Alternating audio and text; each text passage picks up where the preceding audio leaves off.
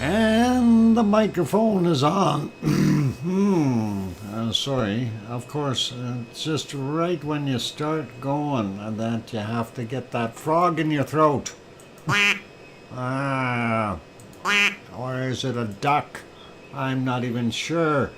Anyway, welcome everyone. Before we get going here, just to forewarn you, we have extremely severe storms in the western part of Alberta. All of Yellowhead County apparently is under a flood watch, a snowfall watch, a hail watch, and an ice rain watch.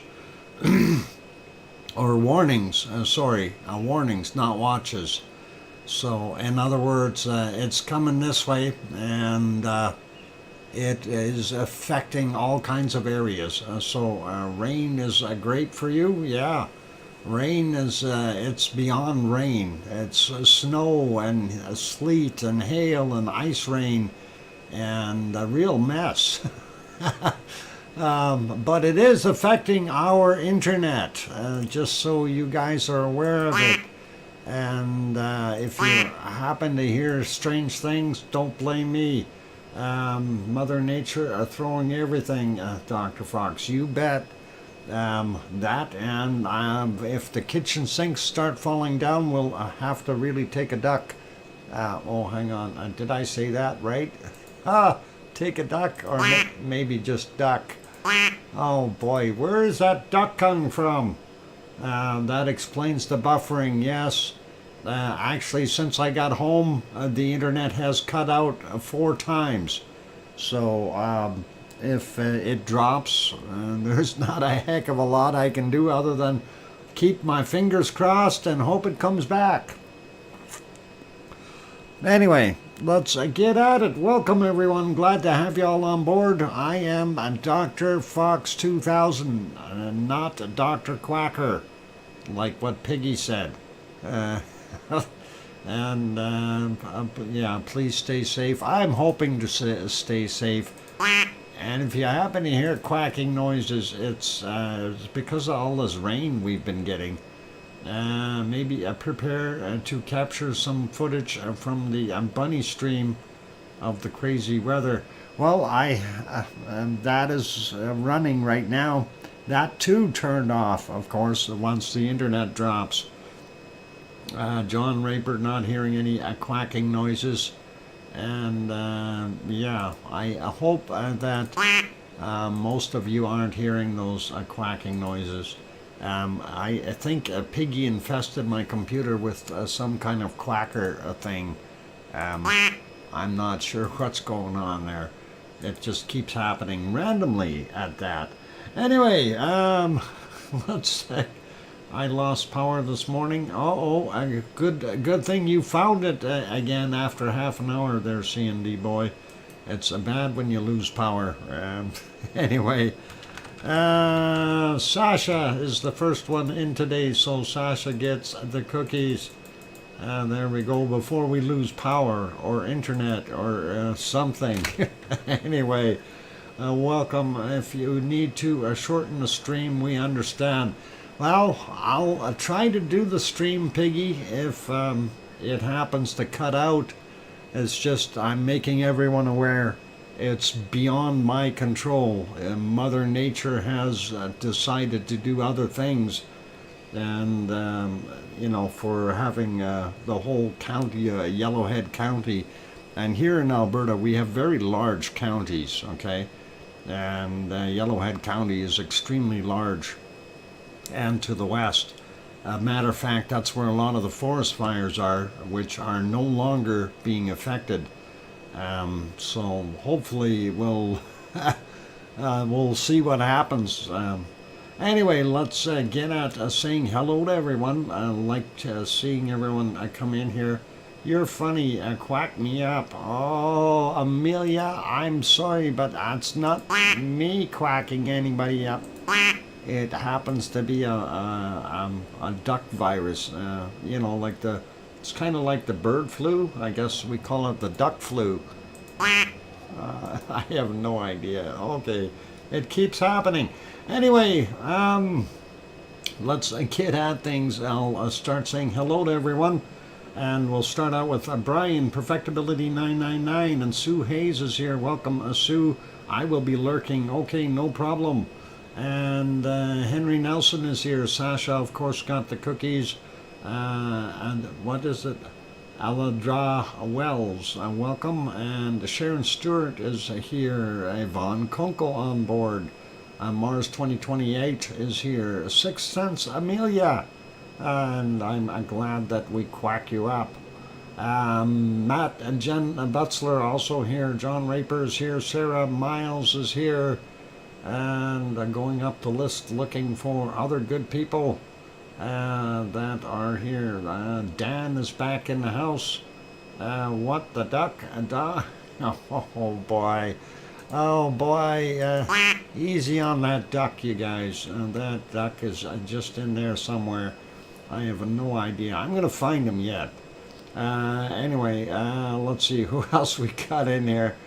Sliding up, our wonderful King Colin Deadman also on board. We got Yvonne, we got Sharon, we got Sasha. Okay, scrolling upward looking for others. Aloha to Kathy. Good to have you back on board. And still scrolling up looking for more wonderful people. We got Tom, Dice, and Pepper, of course, in as well.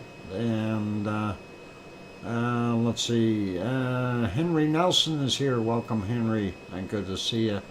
And going up, looking for other wonderful names. We got I'm just scrolling up here looking for others that I haven't mentioned, but if I don't happen to mention your name, don't be offended. You can always jump in at the bottom once I get back down there, and I'll be happy to say hi to you. Still scrolling up here looking for other good people, and sometimes I miss a few.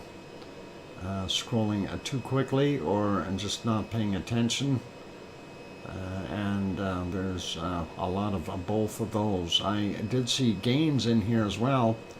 Welcome, Gaines. And still scrolling upward looking for others that I have not had or mentioned. Okay, I see my chat disconnected a few times. That's okay. Under the Tornado is here. Welcome. And there's Gaines again. Okay. Sasha we got. All right. Henry Nelson we got. Oh, still going up, and I'm up as high as I can go on that list. Going back down to the bottom. So if I missed some people, I do apologize. I see Wonky Donkey is here. And let's see. Kananaskis Country also on board. Welcome. And who else did I miss down on the bottom here? I think I got everybody for now. If I didn't call your name out, like I said, I'm not trying to be offensive or anything. Sometimes we just don't happen to see people. And people like Scott Hartman or DJ Puff III, they sneak in, grab a cookie, and run to the Lurkers Lounge. Even William Bull does that. And anyway, they're all popping in. So I welcome all of you, and I'm not here. Okay, DJ Puff III, you're not there, and that's okay. We'll let you not be here.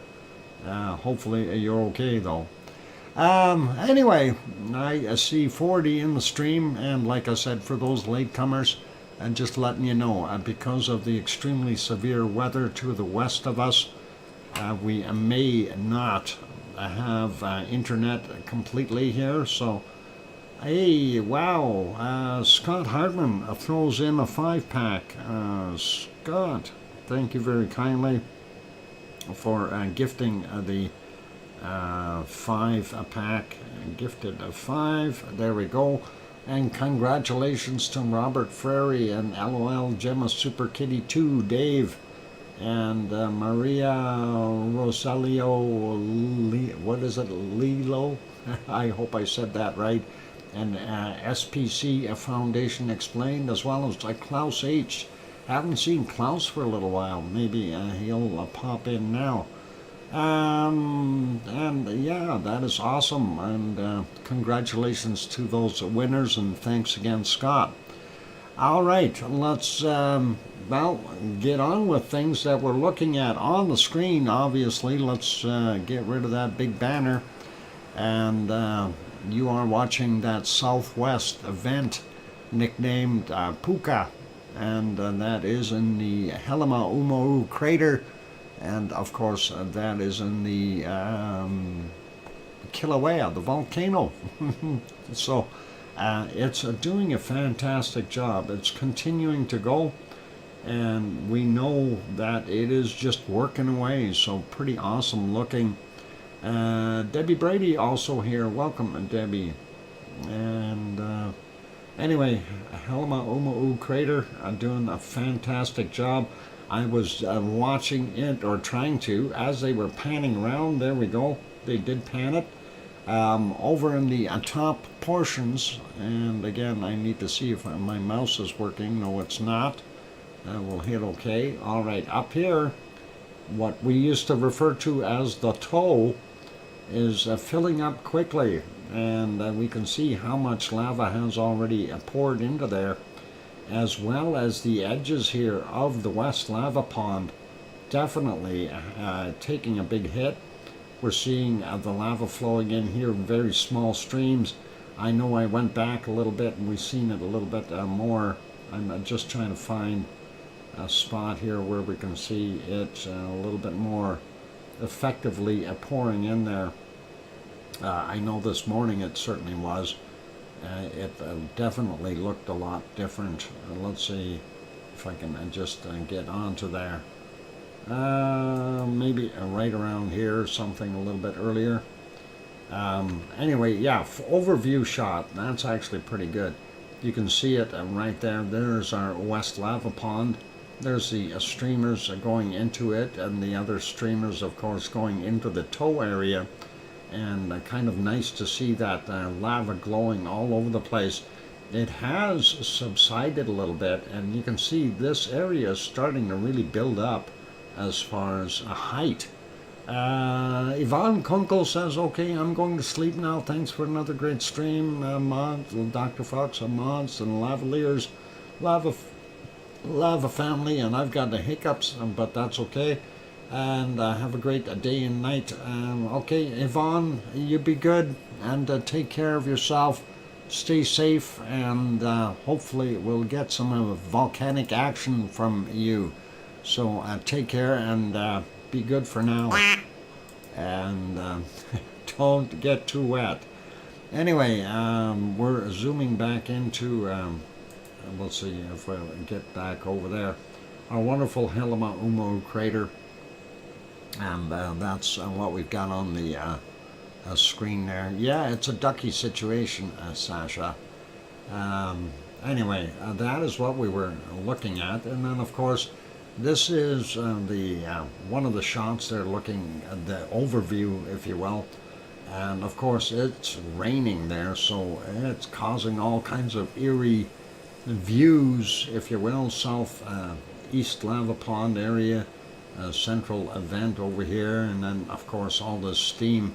Very, very hard to tell what's what, but the fact that we've got all this steam down here, the fresh lava has gone all the way down to this bottom area here in the southern portions of the crater, and of course we're seeing quite a bit of that steam over there on the other side as well. Kind of an interesting shot. Going over to the long range shot, and I did refresh these just before I started, so you can see the amount of steam coming out of that area. So any rain that hits that lava will turn into insta steam and go. Let's leave that one though. This shot was from yesterday. It's 1700 or just before 1700.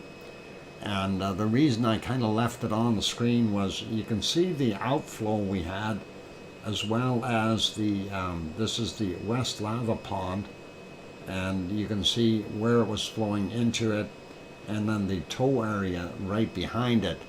And I figured I'd leave that guy up so we can see what it looked like yesterday, and now refresh it and see what it looks like now. And a whole different story as far as with the rain coming down. You can see these extra leads that we're pushing out have cooled off significantly. we are still seeing some very hot lava right there. And of course, there is the West Lava Pond, and you can see 3 streams going into there, as well as the streams going into the tow area. So kind of a neat shot, and doesn't show anything further to the southeast there, but also shortened what we were seeing going up into the I guess a northwest side of the crater. So pretty awesome looking. I'm going to put that back here for a second, and yeah, you can see that rain coming down on the camera, and of course the steam. That is crazy. Wonky donkey. I haven't had time to look at anything yet. I loaded up stuff real quick, but I did not have time to look at anything. It's been a day so far. Maybe during the break I might be able to. We'll see what happens. Anyway, I did receive it though, so we'll see what's all involved there. Quick report on our wonderful Helma crater and what's going on there. So Volcano Discovery, of course, had this Kilauea volcano update. Vigorous fountaining at the southwest cone continues to feed the lava lake. Near constant lava flows. And of course, it's got the 2 squares there figured out, so you can see right in here what I was talking about, the pour into the lava pond, and of course the heavy-duty output from the fountain there. So, and this stuff going into the tow area. So awesome stuff. As it says here, the vigorous fountaining in the southwest spatter cone, a yellow frame, lava flows and falls, a red frame. And as seen from the webcam yesterday evening USGS. So pretty awesome. That's an older satellite photo, not going to worry about that.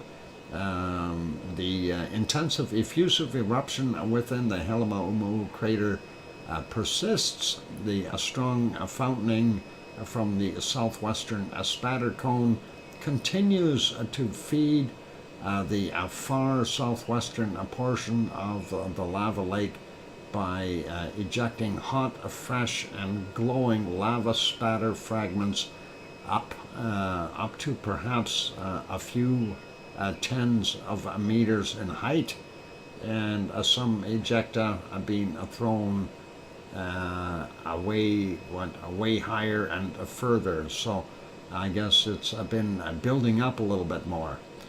This has been building the gradually enlarging spatter cone by piling into several meter high deposits. So pretty cool, and I don't think we need to read the rest of it, and we got the gist of what's going on there. So looks pretty awesome.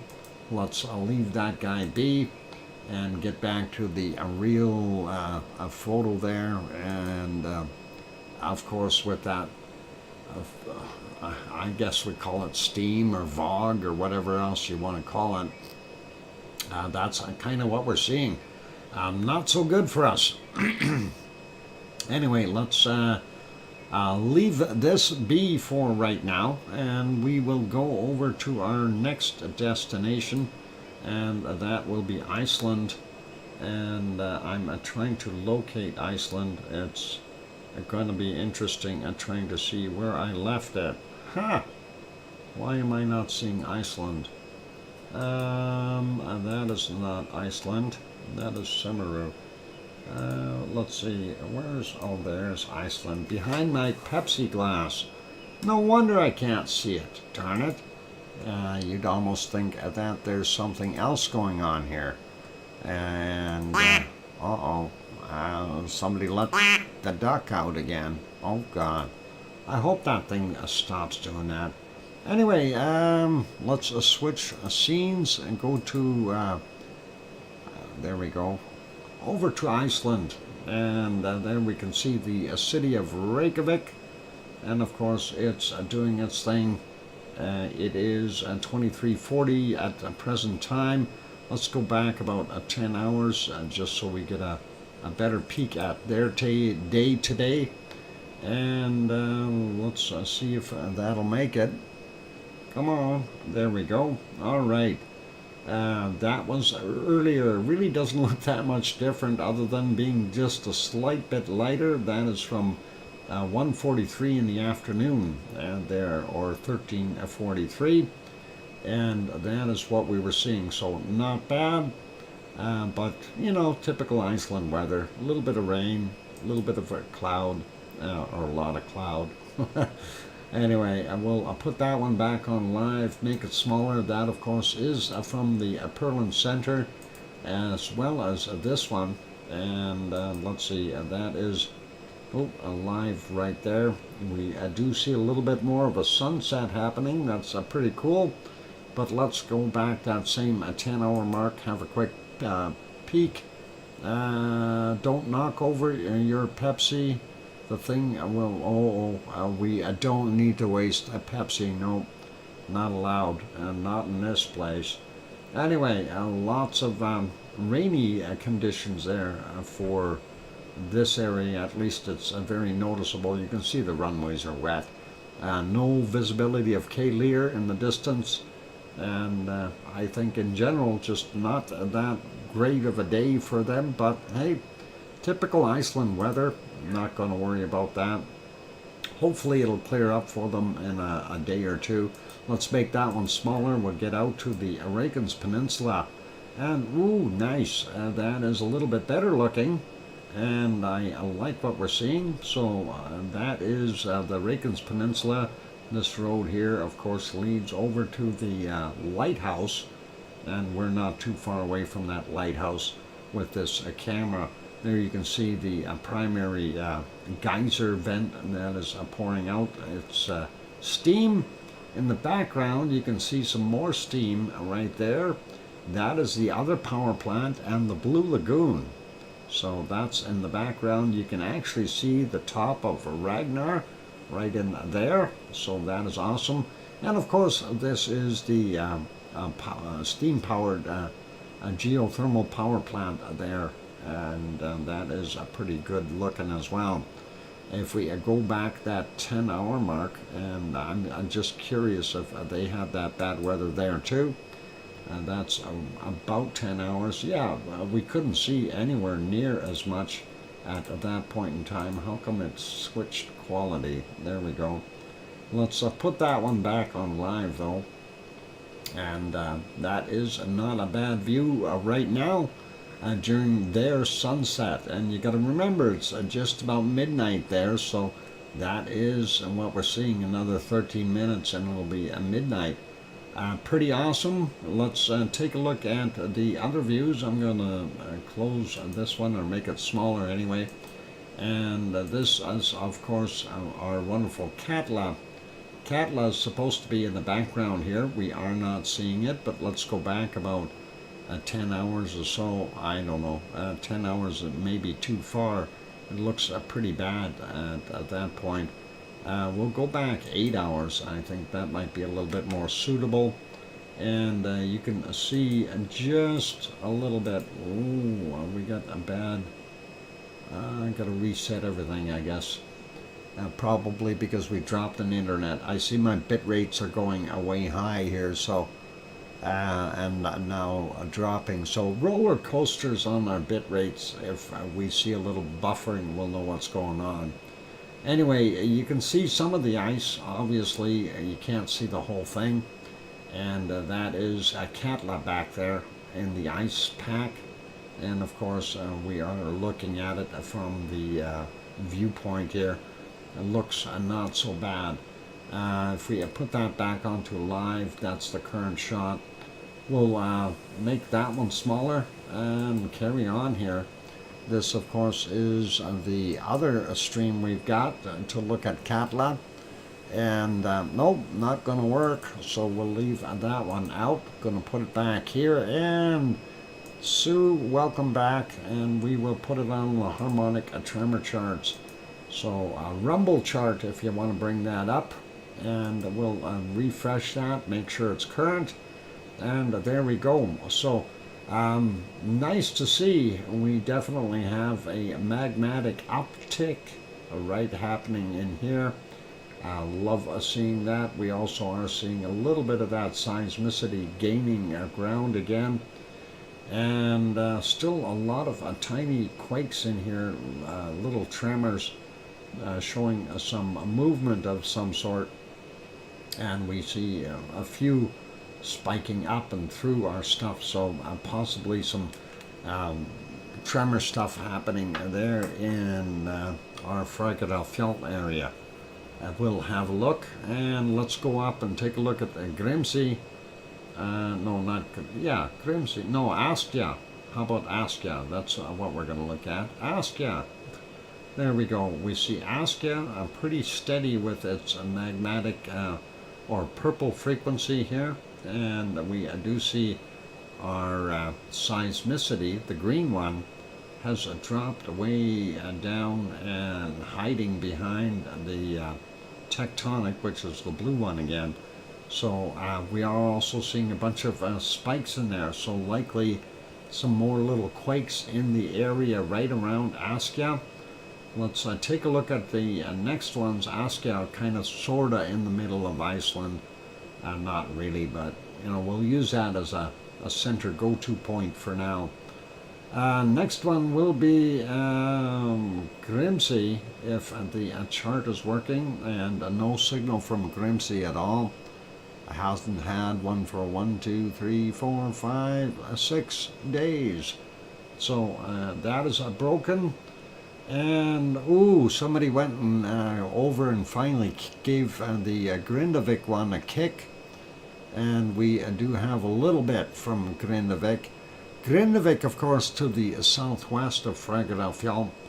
We're over at the next one we're going to look at is Krusavik, and that's to the northeast. And we do see a little bit of that uptick here in the magmatic frequency, the green going downward, and our blue, our tectonic, of course, indicating a bunch of quakes in the area. So let's have a look at that shortly. Next one, of course, Krusavik is what we want to look at, and that is where? Krusavik, where are you? You're way down there. All right, so Krusavik showing a way higher uptick in magmatic, and there's our seismicity. And did peak up and dropped a bit, and then try to regain again.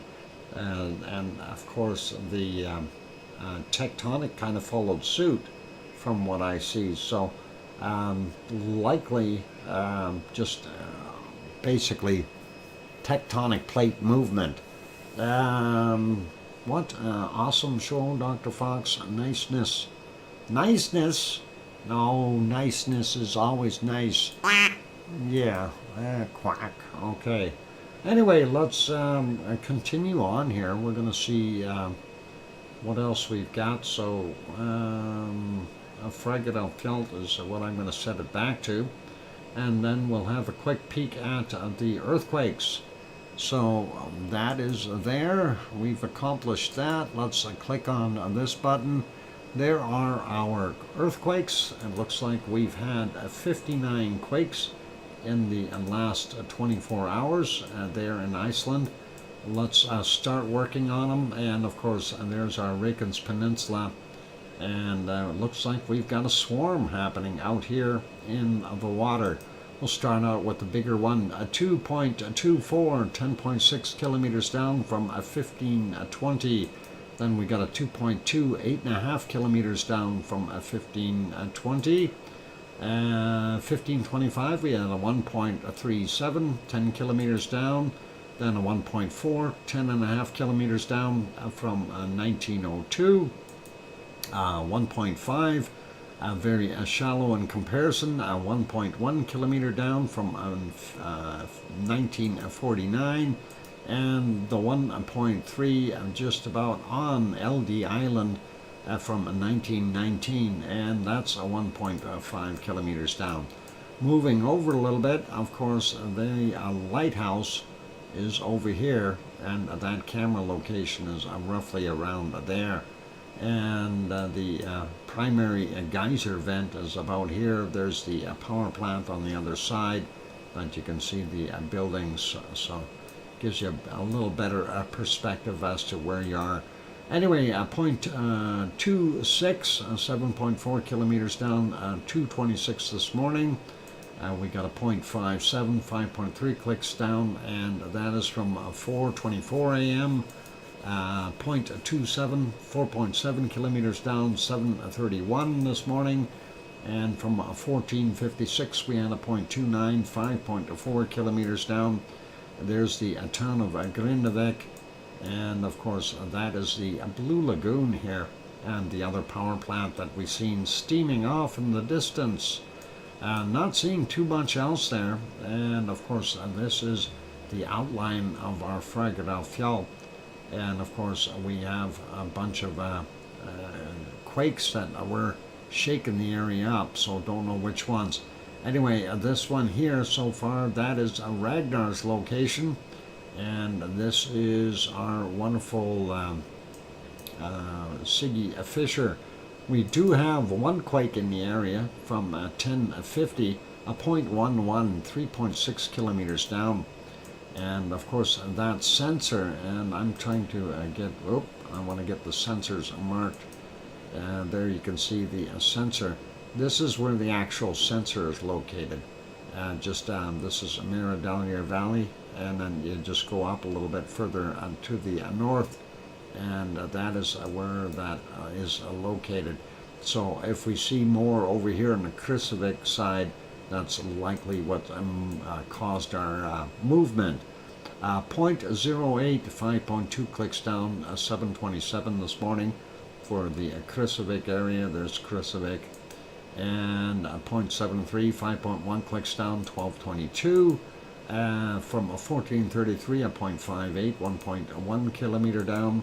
And this one is a 0.56, 6.8 clicks down from 2:24 a.m. We got a 0.38, 4.4 kilometers down, 1:23 a.m. This one from 10:01 this morning, a 0.36, and 5.4 kilometers down. We've got a 0.48, 8 kilometers down, and 10:35. 12:53 we had a 0.37, 5.5 clicks down. A 0 up here at 3.6 kilometers down from 20:56, and we'll grab that 0.6, 5.5 clicks down. 3:15 this morning, a 0.1, 4.5 kilometers down from 21:29, and this one is from 15:38, a 0.8, 7.9 kilometers down, and a 0.53, 4.7 kilometers down. 14:30 was the time on that. Don't see anything else in between. Let's get over here. That's Hekla. Hekla had 3 around it. 21:25 was the time on this, 0.9 in magnitude, 8.3 kilometers down. Next is from 16:08, a 0.4, 7.2 kilometers down. And then a 0 from 10.9 kilometers down at 22:04. Sliding down a little bit, we don't see anything at Eyjafjallajökull, but we do have some here at Katla, a 0.83, 144 meters down, and that is from 24 minutes after midnight. Then we had a 0.11, 1 kilometer down, 6:45 this morning, and the other one is from 7:40 a.m., 5.58, and that is 42 meters down, so likely ice movement for that one. Let's take a look. Nothing at Grimsvatn, most of it is up here at Bardabunga. From 15:59 we have a 0.5, 5 kilometers down, 0.6, surface quake, interesting, and 37 minutes after 11 p.m. or 2300. The other one also 0.6, 1.1 clicks down, and that is from 1726. And another one from 1726, a 0.5, 4 kilometers down. And that one is interesting though, surface quake there, 0.6, maybe a little avalanche or something. Anyway, I did see that 5-minute break warning, Tom. I'm aware of it, so 6:30 this morning, a 0.3, a 5.2 clicks down.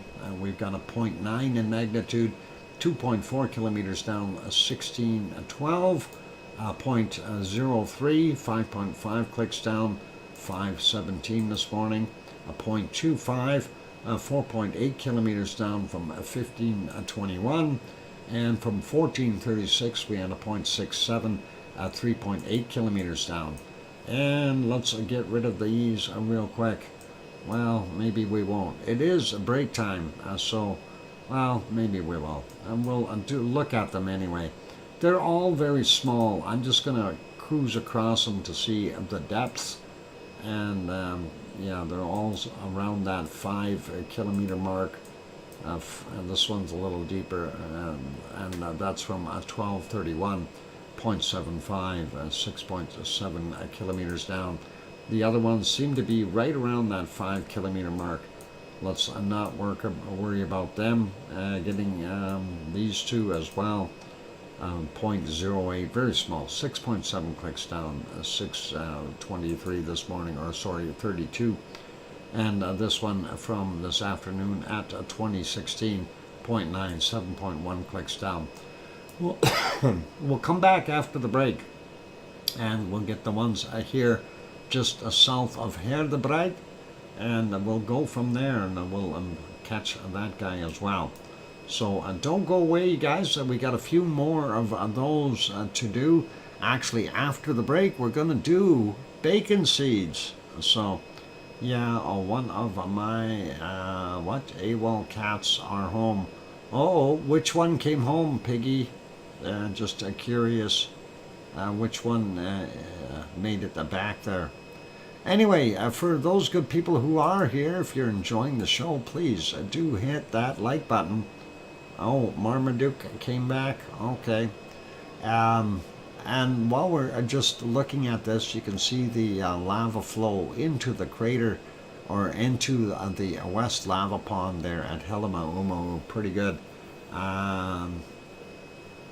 My disabled one? Oh, okay. Well, Marmaduke is welcome to come back home. Probably figured the home is better. And that is all good. Anyway, we'll leave that. I'm going to see if I can get back on that screen there. There we go. Still quite steamy there in Hawaii because of the rain, but I'm going to leave that on anyway. Like I said, if you haven't hit the like button, give it a quick bop. If you haven't subscribed yet, consider subscribing if you feel we've earned it. On that friendly note, I'm going to turn on some music. I'm going to take a break. After the break, we're going to have bacon seeds, and then the secret volcano that you barely seen, and it's a tough one today. I'll be back.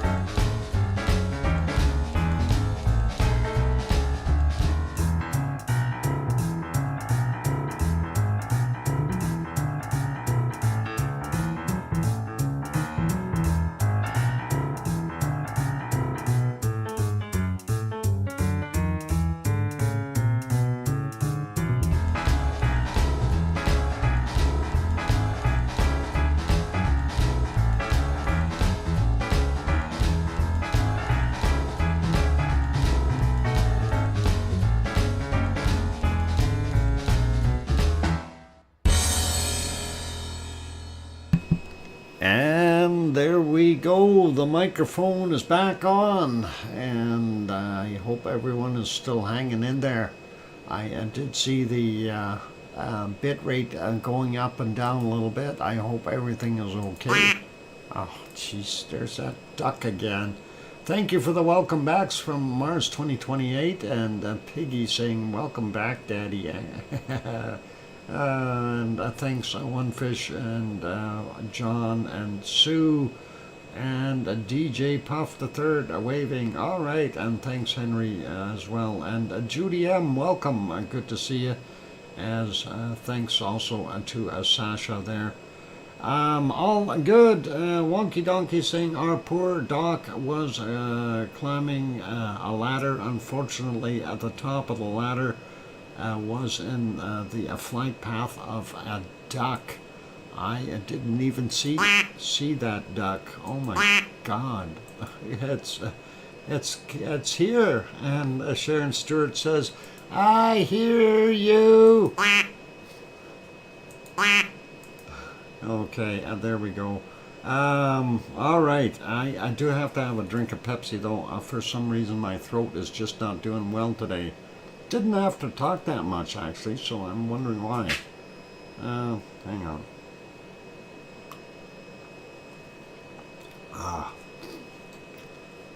Is that what? Is that duck or wonky? Is that duck okay, Wonky? Yeah, okay. I'm not sure what, it's a ducky music. Anyway, alright, I have no idea why that keeps popping in there like that.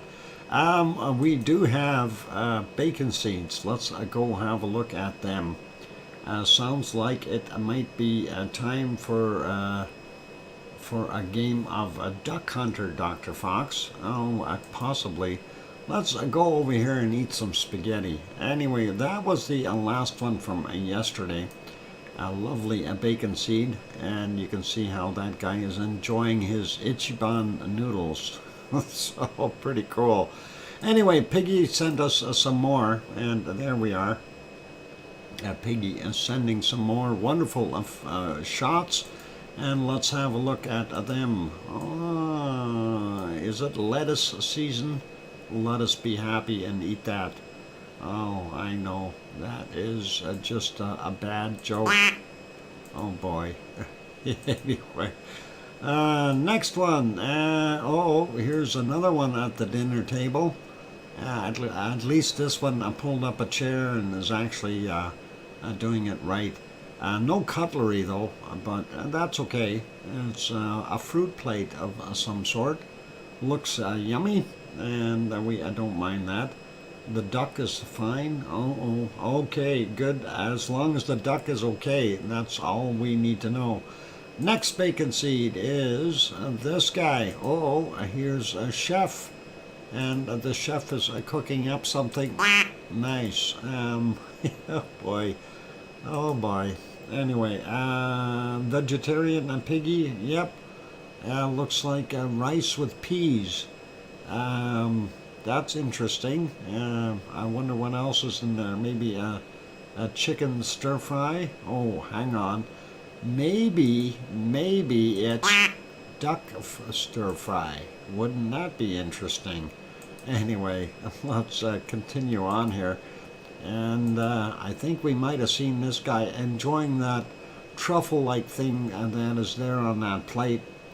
And that looks pretty awesome.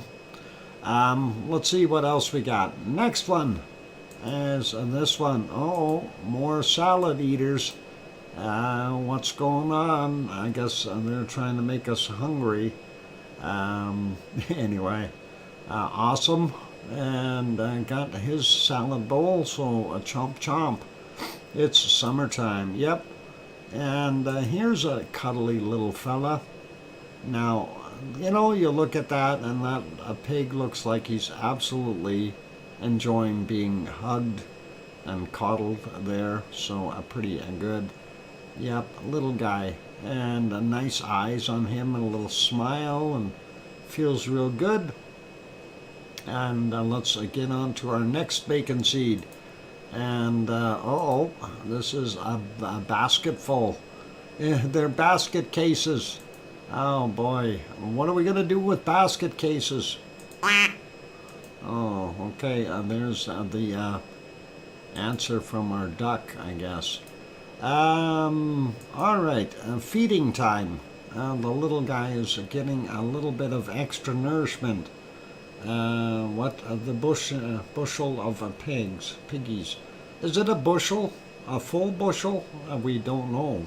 I guess we'd have to weigh it in. And how many pigs in a bushel anyway? I have no idea. Let's continue on and see what our next wonderful bacon seed is. And there's another one getting some nourishment. Looks like, and that one might be going after a marshmallow inside of somebody's coffee cup or a hot chocolate maybe. That is pretty cool, and gotta like it. Nice spots on them too. All right, we got one more bacon seed left for today, and that is this one. Uh-oh, somebody got into the ice cream and got himself a big bowl. Is that Piggy? Looks like a vanilla ice cream or something along that line. Yep, there, and enjoying it. I gotta have that whole bowl full. And that is awesome. So that's our last bacon seed today. Needs a hogwash, you bet. Well, let him finish eating first and then do the hogwash. Oh, banana flavored. That'll be good, eh? A banana flavored ice cream. That is awesome. Okay, let's leave our beautiful bacon seeds, and we will get over and locate that shot of our wonderful secret volcano of today. And I don't know, is that going to be tough for you guys, or are you guys going to be able to guess this? And that is a pretty awesome view. It's not Mount, what is it? Vanioff. No, sorry, Mars, not that one. It's not Shivelish. Oh, Sue has already done it. It's not Ragnar. Sue has guessed it. She has cheated. It's Klyashevskoy. And that is exactly which one it is. And way to go, Sue. Congratulations on that one. That is awesome. And Sue gets the stack of cookies. I didn't cheat. Oh, sure. I have no idea how you guessed that, but that is actually a very nice photo, though. I like that. And it's hard to say how tall that is and all that nice stuff, but it looks pretty good. Yeah, I think it's a nice little Strombolian eruption there. It's my favorite Kamchatka volcano. Ah, okay. Well, I can see it behaves like a normal volcano for the most part. It looks like it's got a little bit of output flowing down the other side, unfortunately, that we can't see. But still kind of nice to see that eruptive material coming out of there. Anyway, we will carry on with our stream. We want to go back to our Icelandic earthquakes and finish those off. We got to make sure we get them all. And we did finish this area. We got Askja, and then we got these guys, or we're going to get these guys. Yeah, we kind of looked at the depths of those. Let's just try some of these other ones. See what they're at. 0.336 clicks down, 853 this morning. 0.76 from 916, 6.1 kilometers down. Next one is from 8:20 a.m. 0.47, 6.6 kilometers down. Give me half a second here. I gotta take a look at something.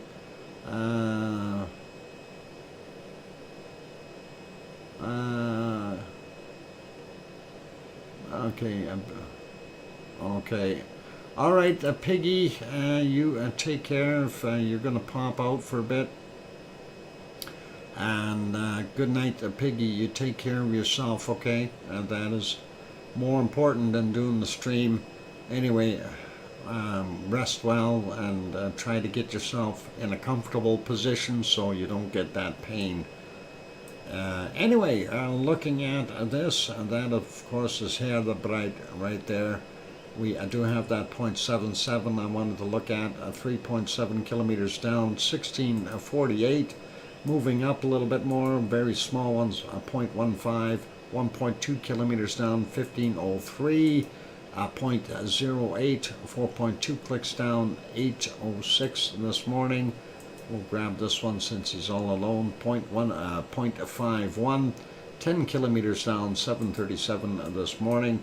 Nothing right around Grimsey. Closest one is this 1.5, 1.1 kilometer down from 1847. We got a 0.34, 3.6 clicks down, 1347. And let's see what else we got here. 0.78, 8.9 kilometers down, 1111 is the time. And this one is a minute earlier. It's 1110, 0.32 in magnitude, but deeper, 14.2 kilometers down. And this one is a 0.5, 5.2 clicks down from 1747. And we got the rest of them, so we'll leave that be.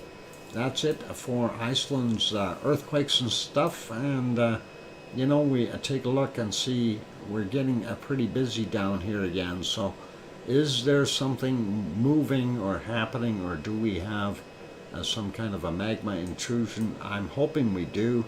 I'm hoping there is movement and it continues to stay moving. Want to turn on the other plate boundary line there. There you can see the plate boundary, the dark red line.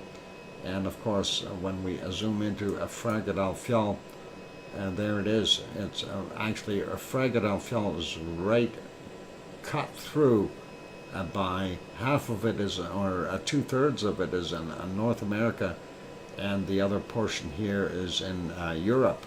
So, yep, got a little bit of both sides there. Anyway, thanks everyone. Have a great rest of the show, Dr. Fox. All right, Mars, you take care. I'm going to have to go. All right, be good and get some sleep and rest and all that stuff. That'll all be good. We will carry on here, and let's go over to our next place of interest. Since we started so late, I want to keep things a little shorter, so we will grab this next one. Oh, is that the present picture? No, that can't be right. That can't be right. I went over there and I'm looking at the photo. I'm surprised it's still light there. And that is amazing. That, of course, is in the Azores. We are on the island of St. George. That's one of the villages in the harbor. I'm surprised it is still light there. That's interesting. This is, yeah, that's more like it. That's what it should be. Dark. Why is this one stuck? I guess maybe they're, let's take a look here. 1745 is when that camera quit. So, makes you wonder. Anyway, let's see if we have any new quakes. Nothing on the island of St. George. A quick refresh of the other screen here. And just peeking down here, we do have 3 quakes. And that is what we see there for right now. Let's take a look, make that map a little bigger, and see where those quakes actually are. And of course, if we zoom in a little bit, we can see, oh, I gotta move that. There we go.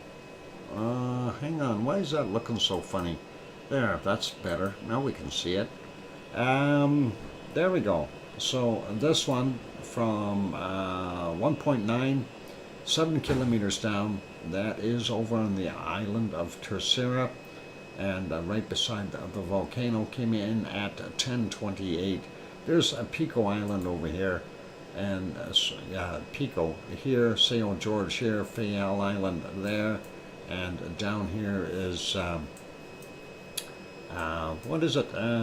Darn it, San Miguel. How about that? 2.4, 0 kilometers down, and 15:47 was the time on this guy. Not bad size, but nothing major. 2.6, a little bit bigger. 15 kilometers down, came in at 4:46 in the morning, or 4:46 UTC or GMT, whichever you prefer. And that is about it for the Azores. And let's zoom out a little bit, and of course to give you a better idea where the Azores are actually located, right in the middle of the Atlantic Ocean. You can see the Canary Islands down here. This is Spain and Portugal, Spain, France, and then up here is Holland and Germany and Denmark, and we've got England and Wales and Scotland, and of course Ireland.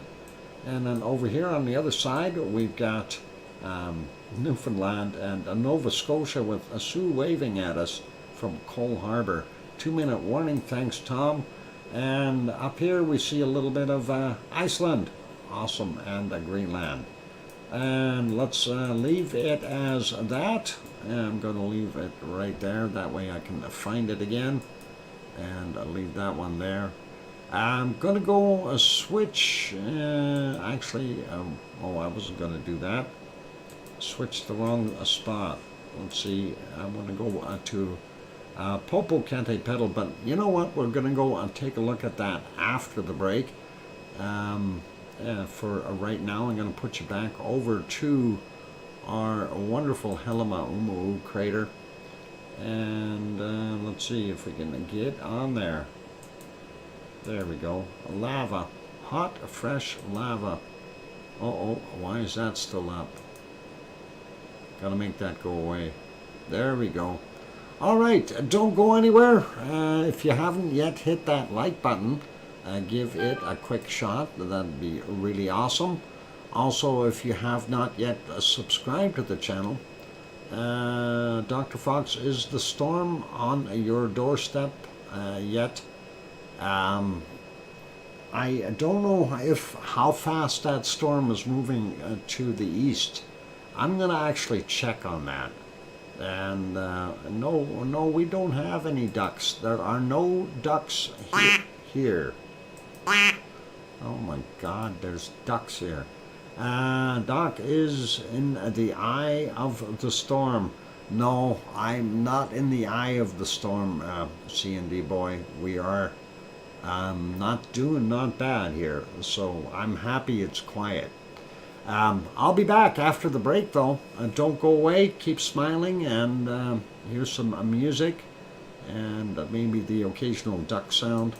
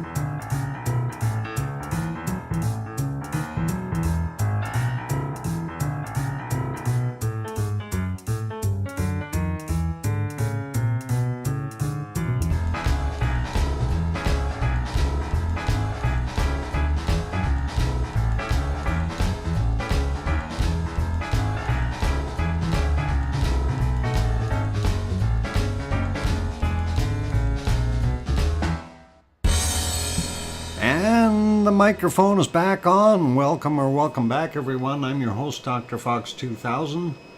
Duck a la king time. Ha! I think that duck might have something to say about that. I was right. Thank you for the welcome backs. From John and Sasha and Sue and the duck and everyone else. And thanks, Scott. A la orange or what flavors? What flavors are you really insisting on there, DJ? With all this talk about ducks, I think I'll go for a German duck dinner Sunday. You know what? That might be an awesome thing there, Tom. I haven't had one of them for a while, like 50, 60 years. Yeah, something like that. Anyway, it's been a bit. Dr. Fox is going quackers. Yep, slightly. Not badly though, just slightly quackers. Nothing to worry about yet. No, not yet. Maybe. Anyway, let's get back to our stream here. Before we get too sidetracked, anyway, we did the stuff over there. We were going to go to Popocatépetl next. So let me get that on the screen for you. And we'll make that bigger. There we go. There is Popocatépetl, and I'm hoping we can go right back. No, we can't. Darn it, I was going to say, let's go back to early morning and show you what was happening. But since I can't do that, I am going to have to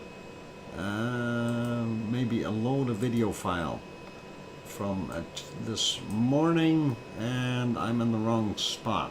Darn it. We'll try this one. Different videos.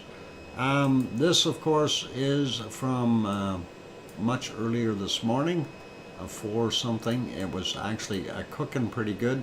I could not stay and record it. If you take a look at the caldera, of course, you see it's spouting out a bunch of stuff there. I'm going to move it ahead a little bit in time. Oop, there were commercials in there. I did not edit them out yet. And if we let that play, you'll see this thing is basically cooking and cooking and cooking and doing its thing, with a lava spatter coming out on occasion. And definitely a lot of activity within the crater. And that was pretty awesome to be able to see that. And like I say, I recorded about 40 minutes of it, and I'm playing it back at 2 times the speed right now on this one. Unfortunately, I don't think I can speed it up any, or can I? Let's see, is there a way to do that on here?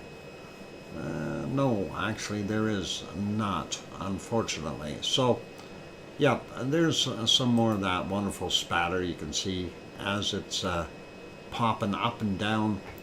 And unfortunately, with it doing its thing, I didn't bother recording the sound. I was kind of in a hurry there, trying to grab as much as I could. And of course you can see, I'm going to turn this into a time lapse for later. We'll post that after the show, so I'll get that working. Anyway, lots of little spatter coming out, so you'll be able to see what's going on there at Popocatépetl during the night anyway. And there's a little bit bigger eruption with a little bit more lava coming out, I think. But yeah, it's pretty interesting to see. It keeps going and going and going. And I'm surprised that it had this sustained eruption for a while. Although the volume wasn't there, it would have been nice to see higher volumes coming out. But at least it did it for probably you know, an hour or so roughly of activity, which is uncommon for what we typically see with those quick puffs, you know, the explosive things that usually happen there at the volcano. All right, I'm going to leave that for later, and like I said, I will be turning it into a time lapse and posting it, so we'll leave that be. And I know it looks pretty good. You have not cooked it properly, Sue. I had a goose once. It's a lot more greasy than chicken. Goose typically is greasier than chicken, and that is just the nature of the bird, and not much you can do about it. And I haven't found a recipe to properly cook it yet that is other than the German recipe. It doesn't take the grease away, that's for sure. A matter of fact, you add butter. Okay, never mind. Let's leave that be. This is the present view, of course, of Popocatépetl, and if we go back just a little bit, we can see it was continuing to put out its wonderful puffs of material. Doesn't matter where we go. This is about 4 p.m. their time. It did go through some quiet phases, I think, from what we see, but again, most of the cloud is going off to the opposite side, so hard to tell with you know, scenes like this one. But if we go back a little bit further, again, we can see it was a lot heavier this morning and pretty consistent in that white gassy cloud coming out of there as it was doing its thing. And this is just about 12 hours ago from 6:38 a.m. So it gives you a pretty good idea of what it was like. And let's go back to live. There we go. And that is what it's doing right now. So that is Popocatépetl. We can probably see it on a couple of the other views. Actually, I'm going to move that back a little bit. I want to see what it looked like there roughly about 6.5 hours ago. Yeah, when we couldn't see it from the other view, that's going over the hill, and you can see what the end result is on the other side. So it is still putting out a fair amount of puffy material. And then, of course, earlier, when you look at this one, most of that was fairly lightweight and going further up. It's usually the heavier material, the stuff with larger micron-sized particles in there that have a tendency to drop back down. So not like this, right? So like the other stuff that we were seeing here, it's kind of haze all the way down. Interesting, and we'll leave that second view of Popocatépetl be as well. And that is, of course, the first one. I'm going to make that one smaller. Let's go over to here and make that larger. Hopefully we have some visibility. This, of course, is our wonderful Fuego in Central America, in Guatemala, doing its thing. Volcano gray. Isn't that a lovely color? Let's back that up a bunch and see where we could actually see it. And we did see it peeking out this morning for a little while, kind of peaking. That was at 9:36, and just prior to that we seen a little bit more if we go back to just about 9 o'clock, and then we want to go back to about here, and you can see what it was doing at 8:30. Well, I had 8:38 written down in my sheet here, but that's what we were seeing, and that is actually pretty heavy duty plume coming out of there, unfortunately going in the opposite direction, and there's more plumage coming out. So you know that volcano is being very active, and that is a pretty awesome. Nice view, and hopefully everyone is enjoying that. Okay, huff and puff, and it's continuing. It's almost like it's got a big run that it's trying to get out of, And then it did subside for a while as well, so we're not going to worry about that part.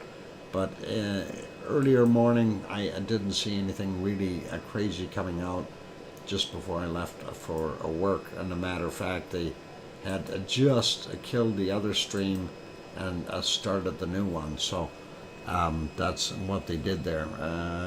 We'll leave that be though. That's volcano gray is the going color right now in Central America. So this one here, moving on, Masaya, Nicaragua. We can barely see down into that caldera. We do see the lava, and that is always nice to see. So that's what we've got. Wonky went, what went wrong? Only good for a curry. Okay. Uh-oh. Wonky is waving. A Wonky is going? Okay, bye Wonky. Be a good. Anyway, good night Wonky. Trev, have a good one. Anyway, Messiah Volcano, that's it there. Next one, we got there too late. Recon de la Vieja was there earlier. Very cloudy though, and probably not a very good visibility anyway. Next ones, I tried to capture just as I got home. Unfortunately, they weren't showing a heck of a lot anymore. This one is Lascar in Chile, and we don't see a heck of a lot coming out of it at all. So I'm going to leave that be. And this is the tail end of Laguna del Mole going into the darkness, and there was nothing to be said after that. So there you can see it, just going away. Still a lot of snow in the area there for those guys, but nothing neat. And let's see the other one. Yeah, Villarica, not there at all, so we'll leave that be, and we'll drop that for now. Put it back over onto a Popocatépetl. Yeah, I'm curious about storms. I'm curious about the storms around me. I've been busy today, so I was trying not to worry about them. What am I looking at? I am looking at that screen. That's got to be over here. Let's see if Merapi will make us happy today. And going back in time, this of course 7:46 a.m. there right now. Moving back a little bit, there we see 5:57, and let's go back a little bit more, and it looks like the clouds were not doing us any justice from the looks of things. And we will try to find some appeasing goodness here coming down the hill. Let's try about here. And yeah, just a little bit of that wonderful bacon sliding along. And that is at 2:56 a.m. Really not anything too crazy though from the looks of it. We did have a few more of those earlier, and right around here's one, 2:35. That's not bad. We see that moving down, and then I'm looking for this bigger one here. We did have another one about 6 hours and 8 minutes ago, so we'll take a look at that. That is actually not bad, looking at that bacon coming down the hill. Certainly filling in all the voids as that effusive lava goes down the hill, so making it a lot smoother. We know those canyons were there for years, and with probably due to different materials ripping through them, and this particular lava now is more effusive, loves to kind of flow and drop and stay there. And there you can see the slide. It's pretty awesome to see that coming down like that. And that is what is it, 1:42 a.m. for this one. Yep, definitely some decent bacon on that shot. And of course there was another one just right before it as well. We'll see if we can align that one up and see it. You can start to see it glow up there. Pretty cool. And we'll just give it a little nudge there. There we go. And going down the hill, and that is 1:34 a.m. So a little bit of extra bacon for you guys, and you can see how grainy the photo or the shot got here. There's a lot of cloud in there, as you can probably imagine. It's Indonesia. What do you expect? It rains there. It's cloudy there, and it has lots of volcanoes with lots of bacon. So a pretty awesome shot.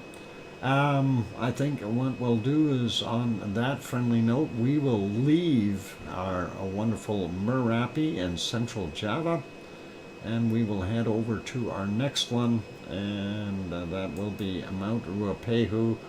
And Mount Ruapehu, of course, is not erupting, but it's looking pretty. How about that? We'll fix that up. There we go. And yeah, it looks really nice. I like that. But unfortunately, too much cloud right now.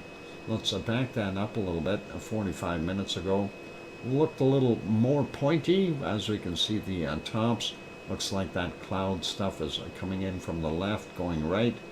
Not sure how much there was, but there's a little bit a better view, I guess. If we go back even further, we might even get a good view.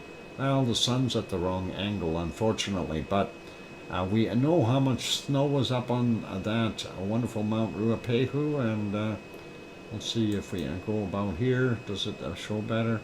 No, silhouetted, as unfortunately. But it is what it is. Looks pretty awesome. Let's put that back on live. This, of course, the current shot there at 12:53, and that is pretty cool for New Zealand. So, yep, lots of snowflakes, and snowflakes don't go well for ducks. There we go. And let's make that one smaller. We'll go to our next thing. That is the chart for Taupo. Just refreshed it, made bigger, and looking at things are getting quiet again. So it looks pretty quiet there. Not going to worry about that. Let's go look at the other one. Yep, and this is a little bit further north of Taupo, and that one looks quiet as well. So not going to worry about the charts there, and we'll go to the next shot, of course, will be Taupo Lake. And let me get on the right button here, and there we go. So, of course, the caldera for Taupo is the lake, and somewhere in the middle over here is where the middle of the crater is. And in the background, we are not able to see our wonderful Mount Ruapehu. It's hiding behind clouds, obviously. But anyway, no activity here, so we will leave that be. And this shot, of course, courtesy of Suncourt and a hotel and conference center there in Taupo. And a beautiful view. If you go there in the summertime when the skies are all clear, you can see all the mountains in the background. Anyway, going to make that one smaller, put it back to a normal, and we'll get that there and here. Okay, and we'll move on to our next volcano. And why are we buffering there? Let me see if I can find that one. There we go. All right, I'm not sure why it's buffering. Let's back that up a little bit, make it bigger, and then we can see. And they're zooming in and out. There we go. That is the volcano almost completely. You can see right in this shot. This is from, I think, about 20 minutes ago. No, 8 minutes ago. 7, 8. That's what they had happening there. So They were working on that camera at that point, but it was buffering as well, so I moved it back a bit. But I want to go back a little bit further. They did have the close-up happening there on the caldera, so we want to see that. Why is that not coming up? Come on. Maybe I'll go back here. No, it doesn't love us. I hope he didn't just kill that stream. That would be very disappointing. Okay, it doesn't seem to want to come up. Alright, I think we are not going to win. What about over here?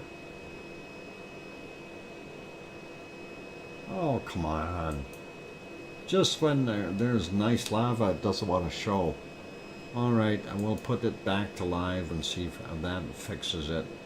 Nope, doesn't look like it. Alright, we have a problem, Houston.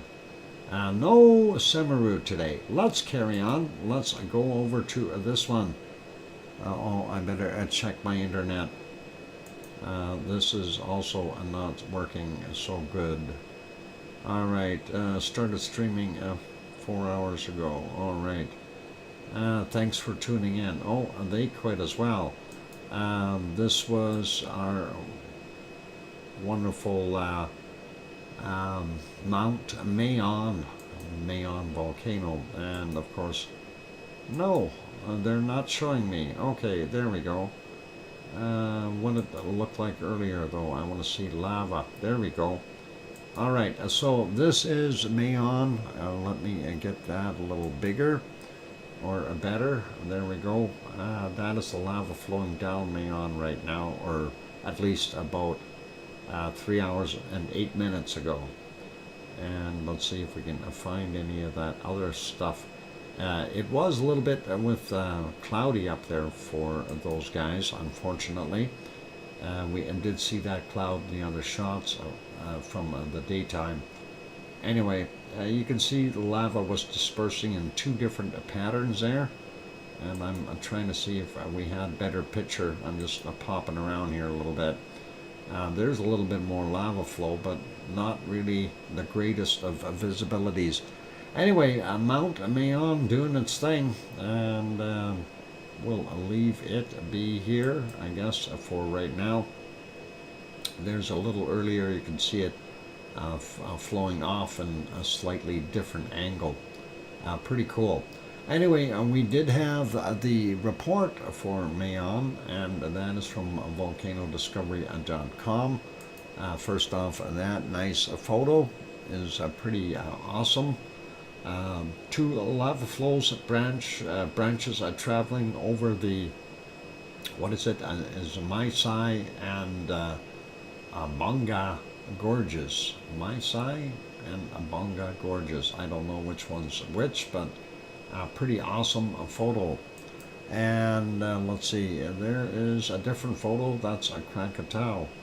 I don't know what date that was from. And there is Lizoid's brother. Okay, let's get back to the report here. Mayon volcano, Luzon Island, Philippines, erupted and continues with 2 main lava flow arms. And that's what we're seeing there in that photo. Activity at the volcano continues. Are we buffering? Boy, I hate when things are buffering. Activity at the volcano continues at elevated levels. The viscous lava on the southern Maisai and southeastern Abanga gorges continue to keep the flow active by emerging from the summit lava dome. Okay, the main lava flow front has already reached approximately 1,500 meters distance from the main event. That's 1.5 kilometers, or just over a mile. 5 incandescent dome block avalanches reached considerable distance of about 3.3 kilometers. from the crater by what emanating from the lava dome reported today. Okay, SO2 levels up at 889 tons yesterday. So it's definitely picking up with SO2 as well. We're going to leave the rest of the report. It is a time for having a break, so awesome shot. I like that. Anyway, we'll leave that guy be there. We'll check back and see if we can find our Semaru afterwards. I'm going to refresh that completely. Going to put you back over here on the lava flow though. And of course, that is live from Helima crater there. And that is all good. And let's see. Yeah, you watch that. Anyway, I am going to go take a break. And for those good people who haven't yet hit the like button, if you are enjoying the show, please do hit the like button and save me from the duck because he likes to quack a lot. Anyway, I'm going to go take that break.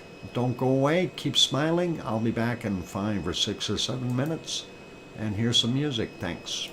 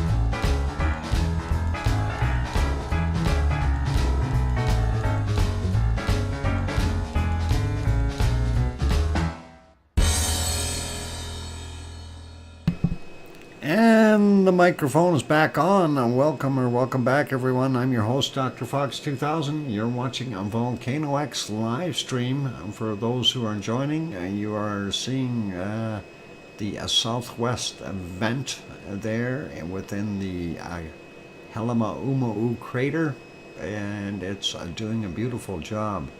That is Kilauea, Hawaii. So pretty awesome, and it's been just non-stop. It stopped.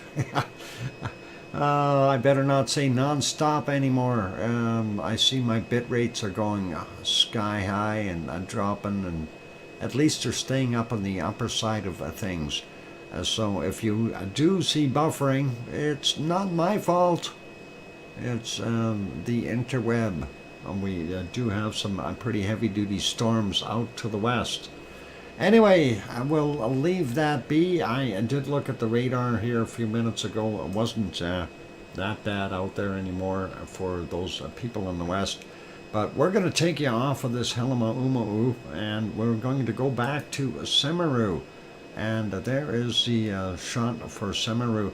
I wanted to point out, you see that lava, how far it got down the hill there. You just follow the little yellow trail, and that is pretty awesome. And I thought that was interesting. I didn't see where that emanated from, but I was trying to find it. Obviously that happened earlier, and this one is a little bit of an interesting blast there. And I thought we'd share that. Thank you for the welcome backs, by the way, for the good people. And thank you, Sue, there. Tom and John both left. Okay, good night, Tom. You take care as well. Anyway, that is Semeru in East Java. And I'm glad I got that captured and got it working on the screen. I thought that looked pretty neat, so still trying to figure out where that lava is coming from, as you see it going down the hill here, and that'll be pretty cool if we can locate it. Anyway, a little bit of activity, so Semeru is indeed doing some extra heavy-duty work, and I'm going to be trying to capture some of that and throw that in as a wonderful time lapse as well later on. So we'll hopefully be able to get access to it if they drop the stream. They do have more than 12 hours. Well, no, actually he doesn't. Oh, hang on, let me do this. He's only got about 8 hours and 36 minutes here, so he'll be running a little while yet. Watch this eruption. You'll see it up in here. I'm going to make that a little bigger. And yeah, that looks pretty awesome. And always nice to see some lava flying out of there. Some lava bombs, so definitely need to be careful if you're going up there on one of those volcanoes. Anyway, that is our wonderful Semeru. I thought we'd make sure you guys got to see it today. And it's not on as often as doing things, so nice to be able to see it. And most of it is visibility. It's you know, if they got storms sitting over top and you can't see it, you just can't see it. That's all there's to it. Anyway, we're going to make that one smaller. We want to go over and take a look and just double check, see if Taal might be on. And no, Taal volcano is not. So let's leave Taal be, and we're going to go have a look at Luotalak. Luotalak, oh hang on, did I do the report on Mayon? Yeah, I did. Luotalak, of course, Lesser Sunda Island, Indonesia, ongoing Strombolian activity. If we click on that, you can see that. Again, weather conditions not the greatest. You do have some lower lying clouds there. The caption on the photo says a glowing red hot a small lava fountain during the eruption at Luotalak volcano yesterday evening. and picture or image courtesy of PVMBG, and that is what we got there. So it looks not bad.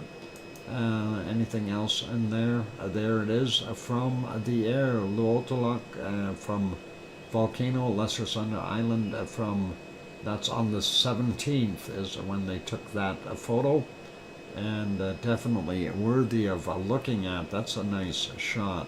You can see where the eruptive activity is up there at the top of the caldera. So pretty awesome, pretty cool. And we'll go to the next one, and got nothing to do with us or the volcano. They're tourists, sightseers. They're going for a ride. Anyway, let's see what it says here. Explosive eruption at the volcano continues at 22:13 local time yesterday evening. A minor Strombolian explosion took place from the summit crater, with a glowing ejecta thrown at an approximate height of a dozen meters. Okay, so something a few dozen meters. The gray and white to gray ash plume reached approximately 5,600 feet or 1,700 feet in 1,700 meters in elevation, and drifted southwest. The local volcano observatory reported a seismic signal with a maximum amplitude of 28 millimeters and a duration of 62 seconds. So a little bit of a burst, and yep, nice that we could see it. I do like both photos. That, of course, being in the clouds a little bit, unfortunately, but it is what it is. And the satellite one, they got at the right time, looking at that wonderful green jungly area all around it. That is awesome. Anyway, I'll leave that be. That is Luotolak, and back on Semeru. We'll go to our next volcano. Let's see if we can find it, and that will be our Stromboli, if it'll come up. And yeah, Stromboli, and not much action there. Quick peek. There's the two thermal images on the right-hand side. You do see a puff coming out there, and over on the left-hand side, this is that primary vent. These are stars in the background, so not very much happening there, unless it gives us a little bit of a burst right now. It looks pretty quiet, and of course this is a slightly different angle. You can see some of the lava in here just sitting around. That's the actual vent on the thermal camera. So pretty cool. Hey Leo, welcome. I'm glad to have you on board. Anyway, that is it for there. I did try to check with some of the other ones here. Shivlush, again, not very good view of I'm trying to get onto that. Where is that? There it is. Shivlush is hiding in the clouds once again, so not really anything we can look at here. I'm going to leave that be. Let's see if there's any air segments affected. Nope, nothing. Going up and looking at Alaska, I don't think we're going to see anything. Ooh, some lenticular style clouds up top there, and our wonderful Great Sitkins should be right about there, and we are not able to see it, but very, very interesting layered lenticular clouds, and it's unusual to see them without extra sources to them, like volcanoes or something. So very cool. And did I say hi to Leo? I think I did. This, of course, is a Pavlov. No visibility at Pavlov at all, so we'll leave that one be. Gonna put it back on this. And let us go to our next volcano. We'll take a look at what our wonderful Mount Etna is doing. And we'll make that a little bigger, and we'll back that up time-wise. So we'll go back about 6.5 hours and see what it looked like. There's your primary vent up top, definitely off-gassing pretty heavily. We are not seeing anything from that right vent at all, so that has gone quiet again. And if we go a little further back here, I want to see if we can define anything coming out of the southeast crater. So far, the way that is blowing off of there, it's hard to tell. So if there is something coming out from behind, we are unable to see it. But I'm surprised we have fairly clear skies there today. We could even, see the volcano. So it's pretty cool. That is from earlier, 4:10 in the afternoon their time. Again, very difficult to decipher if there was anything coming from the southeast cone or crater on the other side. And this is 1532. Looks pretty cool. All right, putting that back on live, we'll take a look at the charts here. And looking at what we've got, this of course is updated automatically. And yeah, we are seeing a little bit of activity above that line. If it stays up there, we'll see it cook, but I want to see it move up to there. I want to see an eruption, so that would be pretty awesome. Anyway, let's go over to Japan now and see what they've got. And I got to get on my Japanese screens. Japan, and let's see, ice cream boat is in, and that is the most important thing here. Get your ice cream. We can see the ice cream boat. It's not raining there right now, yay, but it is really, really foggy, and that is not so good. Anyway, Sakurajima in the background here. You can see a little bit of that off gas happening, and we'll take a look. Oh, Leo's ahead and getting some ice cream. Yummy. All right, next spot here, a little closer. That white haze is really bad because of what we're seeing there. Oh, hey, they fixed the cameras. We can go back in time. I like it. That was smart. 5:36 a.m. we do see it billowing out, and we'll maybe be able to see that on the other one as well, on the close-up cam, if they fixed it as well. Nice to be able to see that and going back and seeing a little bit of an eruption there. And of course, during the night, very, very difficult to see it at all. So that is what we have there, but we can see that plume. So we know it has been busy doing its thing. I didn't see anything major coming out of there, so I don't think we need to worry about that. Now that plume was going straight up or towards the camera. Hard to see it, but that's it there. I'm glad they fixed the cameras. Yay! I didn't even check. Did they fix this one? No, and they didn't fix this one. But they fixed this one. That is awesome. Let's make that one smaller, make the other one bigger. And yes, they fixed this one too. We can go back.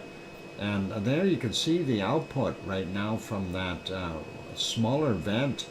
And I think that smaller vent is growing. What a boat made of ice cream would melt. Oh no, we don't want it melting. That's no good. Who made the boat of ice cream? Anyway, that's pretty awesome looking. If we go back a little, this is about 4 hours ago. You can see that vent is continuing to do what it was doing. So pretty cool. And of course, we get into the nighttime there. We're not going to see anything from that. But this is, what is it, 5:31 in the morning. And we see that continuing to do its thing. If we go here, we should be able to see a little bit more of a plume. And yeah, this is back to 9:48 in the morning. and definitely putting out a lot of stuff. Okay, I'm going to do the volcano report, but I'm just going to turn the mic off for a second here. I'll be right back.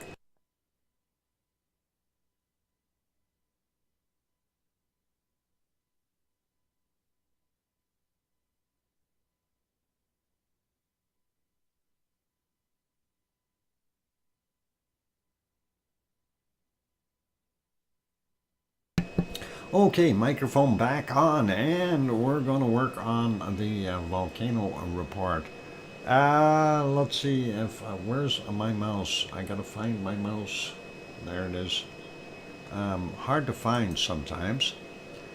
It likes to wander away. And here we go. So why? Thank you. Appreciate that. 5 minute warning. Okay, well, I'm gonna have to do the volcano report in under 5 minutes then. We have 5 volcanoes from Sunday's late activity. Luoltolak, Lesser Sunda Island, Indonesia. Volcanic ash to 6,000 feet, 1,800 meters, came in at 1645 yesterday. Suwanosejima, volcanic ash cloud to unknown height, reported at 1730. Popocatépetl, Central Mexico, new significant volcanic ash emissions to 20,000 feet, 6,100 meters, reported at 1845. Mayon, Luzon Island, Philippines, eruption of volcanic cloud to unknown height, reported at 2030. And Nevado del Ruiz in Colombia, new volcanic ash emission to 21,000 feet, 6,400 meters, reported at 2230. We've got 9 volcanoes for today, and we'll start with the first one. That is Sabancaya, continuing emissions of light volcanic ash at 1:30 a.m. and then continuing weak emissions to 20,000 feet, 6,100 meters, reported at 7:30. And then Fuego in Guatemala, ongoing volcanic ash emissions to 16,000 feet or 4,900 meters, reported at 1:45 a.m. and possible volcanic ash emissions to 15,000 feet or 4,600 meters, reported at 13:15. Krakatau, Sunda Strait, Indonesia, volcanic ash to 6,000 feet, 1,800 meters, reported at 2:30 in the morning.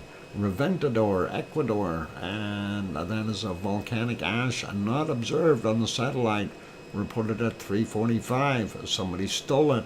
Sporadic emissions of volcanic ash are reported at 14:30. They brought them back. Okay, and next one, Popocatépetl, Central Mexico, continuing volcanic ash emissions to 21,000 feet, 6,400 meters, reported at 4 a.m. and again at 15:30. Kilauea, separate email report. We had a look at that already. Pretty nice. Mayon, Luzon Island, again, we had that separate report from 6:33. But we also have a volcanic ash cloud, unknown height, reported at 16:30 today. Luoltolak, Lesser Sunda Island, Indonesia, separate email report, 7:07 a.m. We got that. Nevado del Ruiz, continuing volcanic ash emissions to 21,000 feet, 6,400 meters, reported at 7:15 a.m. And that is our volcano report for today. Thank you for sending that in, Sue, and thank you for sending the other links as well. Awesome as usual, and thank you very kindly for your efforts. I appreciate it. Okay, so there is your volcano report. There is a volcano on the screen, of course, that is emanating all kinds of dirty ash. And that is from earlier, from 5:54 a.m. That, of course, Sakurajima in Japan. Let's do the other Japanese ones. I'm going to put this one back on live and make it smaller. And this is just a different angle since they are not showing us Suwanosejima. They put on Sakurajima instead. And it's all right. I'm not going to leave it. we'll leave it there for now. This one, of course, is ASO, and ASO is emanating some wonderful steam and SO2 to let it all out. And that, of course, within ASO's vent here. We're going to call this a vent from now on because ASO is a huge, huge caldera, and that is the vent. There's even a town called ASO within that caldera. So that is what we got there. Earlier today, it was doing kind of the same thing. Really nothing special or outrageous. If we go back 3.5 hours, that's kind of what it looked like. And even further back to about 5 hours and 15 minutes ago. So nothing crazy. We'll leave it there. We're going to put that back on live. We'll go to the next one. And I don't believe we're going to be able to see it. And this one is Asama. Asama is about 100 kilometers to the west of Tokyo. And well, going back 2 hours 11 minutes ago, we did have a little break in the clouds, but we are unable to tell what's coming out because of the cloud work, both in the foreground and the background. And I'm just going back here in the stream looking to see if we could see it at all, and it's pretty cloudy all the way through, so we'll leave that be. We'll take a look at the SO2 map for that later. Make sure I close some of these down here. That one is okay, that's okay, that's okay, and everybody get their ice cream before we leave from here. Your ice cream boat is still in, so you still have an opportunity to run down there. Anyway, that is what we've got going on in Japan right now, and it is time for me to take a break. So I'm going to put you back over on the Helima Uma'u crater and get that lava flow working again. And that is live from Hawaii. And enjoy the lava flow. I'm going to put some music on, and let's see. For those who have not yet hit that like button, give it a quick bop. Also, if you haven't yet subscribed, consider subscribing if you feel we've earned it. On that friendly note, I am your host, DrFox2000. Here's your music.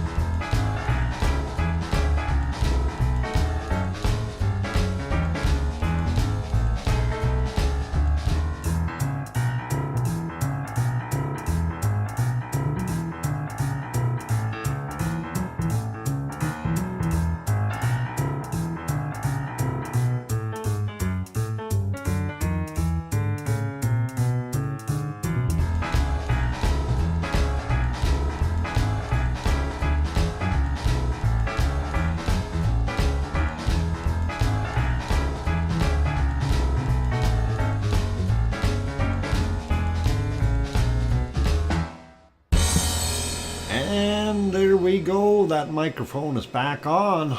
Welcome back, everyone. I'm your host, DrFox2000. What the? Oh boy. That duck is all over the place. I can't help it. I guess it's the way it is. It is raining here, you guys, so, you know, it's duck weather. Anyway, thanks for the welcome backs there from Leo and Sue and I guess a C&D boy and Sharon Stewart with her 2 ducks. And that is awesome. Anyway, you're watching Helima Umu crater, and love the way that lava is just pouring out of there. I hear you, Dr. Fox, Fox 2000, Dr. Fox 2000. I just about blew that. Okay, let's leave that alone, and that is pretty bad. What do you think, Duck? Was that bad? Yeah, I thought so. All right. Oh, let's leave it alone. Let's carry on. Anyway, like that view, and that is nice, juicy red lava. Near miss. Oh, I think the duck thinks so too. Yeah, I thought so.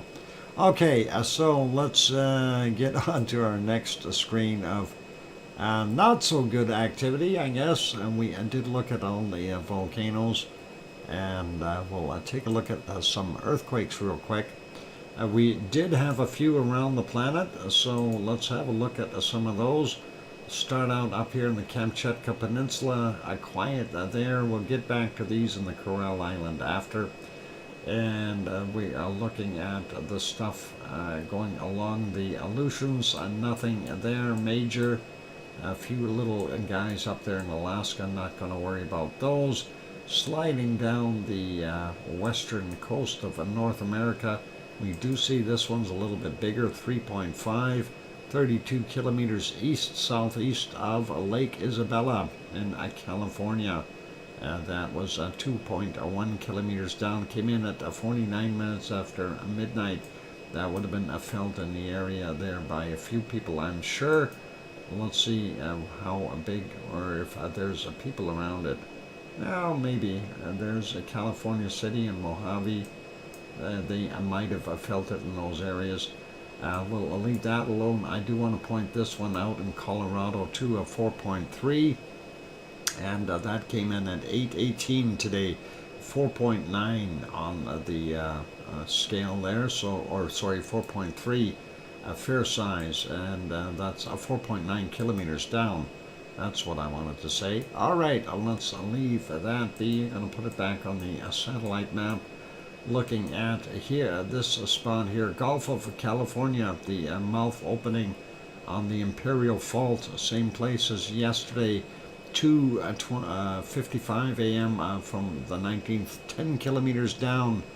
Robert and Shandell, welcome. And going to Central America, we see, what is this, off the coast of Central America. Very good.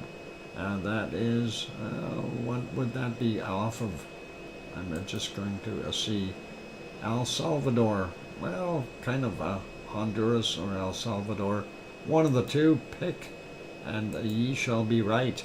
And that, of course, is 4.3 in magnitude. I came in yesterday at 22:45, 74.5 kilometers down. We do have one on this little fault here, and that's a 5.3 near Panama. Yesterday's as well at 23:19, 10 clicks down. Sliding down a little bit further, Peru has got a 4.8 from yesterday, 22:15, 40 kilometers down for that. Chile has this one, 4.9. Yesterday's for 2023, 118.6 kilometers down. And we see some more movement on that. The Nazca plate moving on both ends, which is kind of neat. And Chile West Rise is what they call it, 21:21 yesterday is the time, 10 kilometers down for that 4.5. Nothing out here in the South Sandwich Islands today. Moving over and looking at nothing at New Zealand on this map, and not seeing any more here at neither one of these in the Coral Islands and the Kermadec Islands, Kermadec Ridge, that's what I meant to say, and Norfolk Island, Australia, a 5.0 from 2314 yesterday, 10 kilometers down for that. This one in Fiji, 4.6, 1632, 486.3 kilometers down. Next one over in Papua New Guinea, 5.2 from today at 1640, 9 kilometers down. We're not seeing anything else here in Indonesia other than these two. We'll look at those. 4.7 from 2:03 a.m. 57.3 clicks down. Next one is a 5.2, just a little further north. 15:16 is the time. 90.8 kilometers down. The other one is a 4.6. Philippine Island region, and that's from 10:17 a.m. 10.9 kilometers down for him. We do see this one over here, that's in Myanmar, 4.8, 5:36 this morning, and that's 10 kilometers down for him. Nothing in Taiwan, nothing else in the Philippines, southern Japan. We see this one, that is, let's zoom in and see where that is. There's Sakurajima, so it's over here on the other side. 4.4, 1747, 60.1 kilometers down, and we're not seeing anything else in Japan till we get up to the north. 5.0, and that is for yesterday's 2250 is the time, and 72.1 clicks down. Now here in the Coral Islands, or is it? No, Coral, whatever. Those guys. Coral. This is a 4.9 from 11:45, 22.4 clicks down. 4.4 from 6:16 a.m., 10 kilometers down, and a 4.8 from 18 minutes after 8 a.m., 10 kilometers down. The other one is an older one from the 16th. So, Coral Islands, however you want to say it. Anyway, I'm moving over a little bit more. I'm going to zoom out for a second. We did see this one down here yesterday, so we're not going to worry about it. And we did get this guy in Myanmar. Let's grab this one. That is Tajikistan, and that is from yesterday at 2219, 164.8 kilometers down. Next one over here in Iran, Iran-Turkey border region, I'm close, 4.2, 4:15 a.m. is the time on it, our time, and 10 kilometers down for that. Looks like another one in Romania, yep, 4.1 from 16:45 our time, 135.8 kilometers down for him. And do we see anything else? No, we don't. Let's go zoom into our wonderful Hawaiian Islands and see what we got going on there. Okay, interesting. Nothing over on the other side. Let's zoom into the Pahala region first. Get the one that's out here, or 2.2 from 1502. 30 clicks down, or 30.1. The other one here is 30.1 kilometers down as well from 4:05 a.m. Today. And then we got a 2.1, 15:10 is the time on it, 30.3 clicks down. Next one is a 2.4 from 17 minutes after 10 a.m. our time. And our time, you take off 3 hours, then you got Hawaii time. So that would have been 7:17 in the morning for them. 33.4 kilometers down for him. Next one is a 2.5 from 1811, our time. So 3:11 in the afternoon is when that happened. 33.1 kilometers down. That's Hawaii time. And let's see, this one from 1.8 from 11:48, 31.4 clicks down, 2.0, 12 minutes after 10 a.m. and 31.1 clicks down for him. And this guy at 2.1, 14:09 is the time, 29.4 clicks down. And this one, 2.3 from 31 minutes after midnight, 31.6 kilometers down for him. All right, let's go take a look. We got two more quakes, and they are not so far away from Kilauea. Well, they're on Kilauea. That's a 1.9, and it was a 10:43 is when that shook, and it's 1 kilometer below sea level. And then this one is a 2.1, and that's a 1.3 kilometers below sea level from 1:33 a.m. our time. So that would have been like 22 or 10:33 last night Hawaii time. And that is okay. That's it for our Hawaiian earthquakes. So all cool. Let's go over and take a look at the ones for our wonderful La Palma. We like La Palma. We like the Canary Islands. Canary Islands, of course, are Europe's Hawaii. So let's see if that'll repopulate. And first off, we want to go up north here and see if we have anything new. Nothing really major. We do see this little guy from today, 6:11 a.m., 2.4, and it has no depth, so that's okay. And that is likely being affected by the East Azores Ridge. And let's take a look at what else we've got here. A few new ones on Tenerife, but we're going to leave those out. Our focus here is on La Palma. So let's take a look, and we've actually had a few quakes here today. This is a 0.7, 10 kilometers down. And if we go click on it here, that'll show up there, 0.7. Anyway, I'm going to use the side map here, so you'll see the little circles around them. 1.0, 14 kilometers down for that guy. And that is from 1:04 this morning. Next one from 1:23 a.m., a 0.8. And that could be under some old lava flow, maybe a pressure issue. 3 kilometers down for him. Next one further to the south on the western side there, 1.1, 6 kilometers down, 3:42 a.m.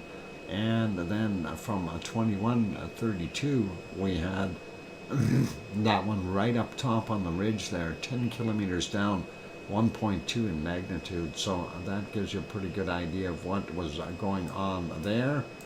And then of course we have a bunch here.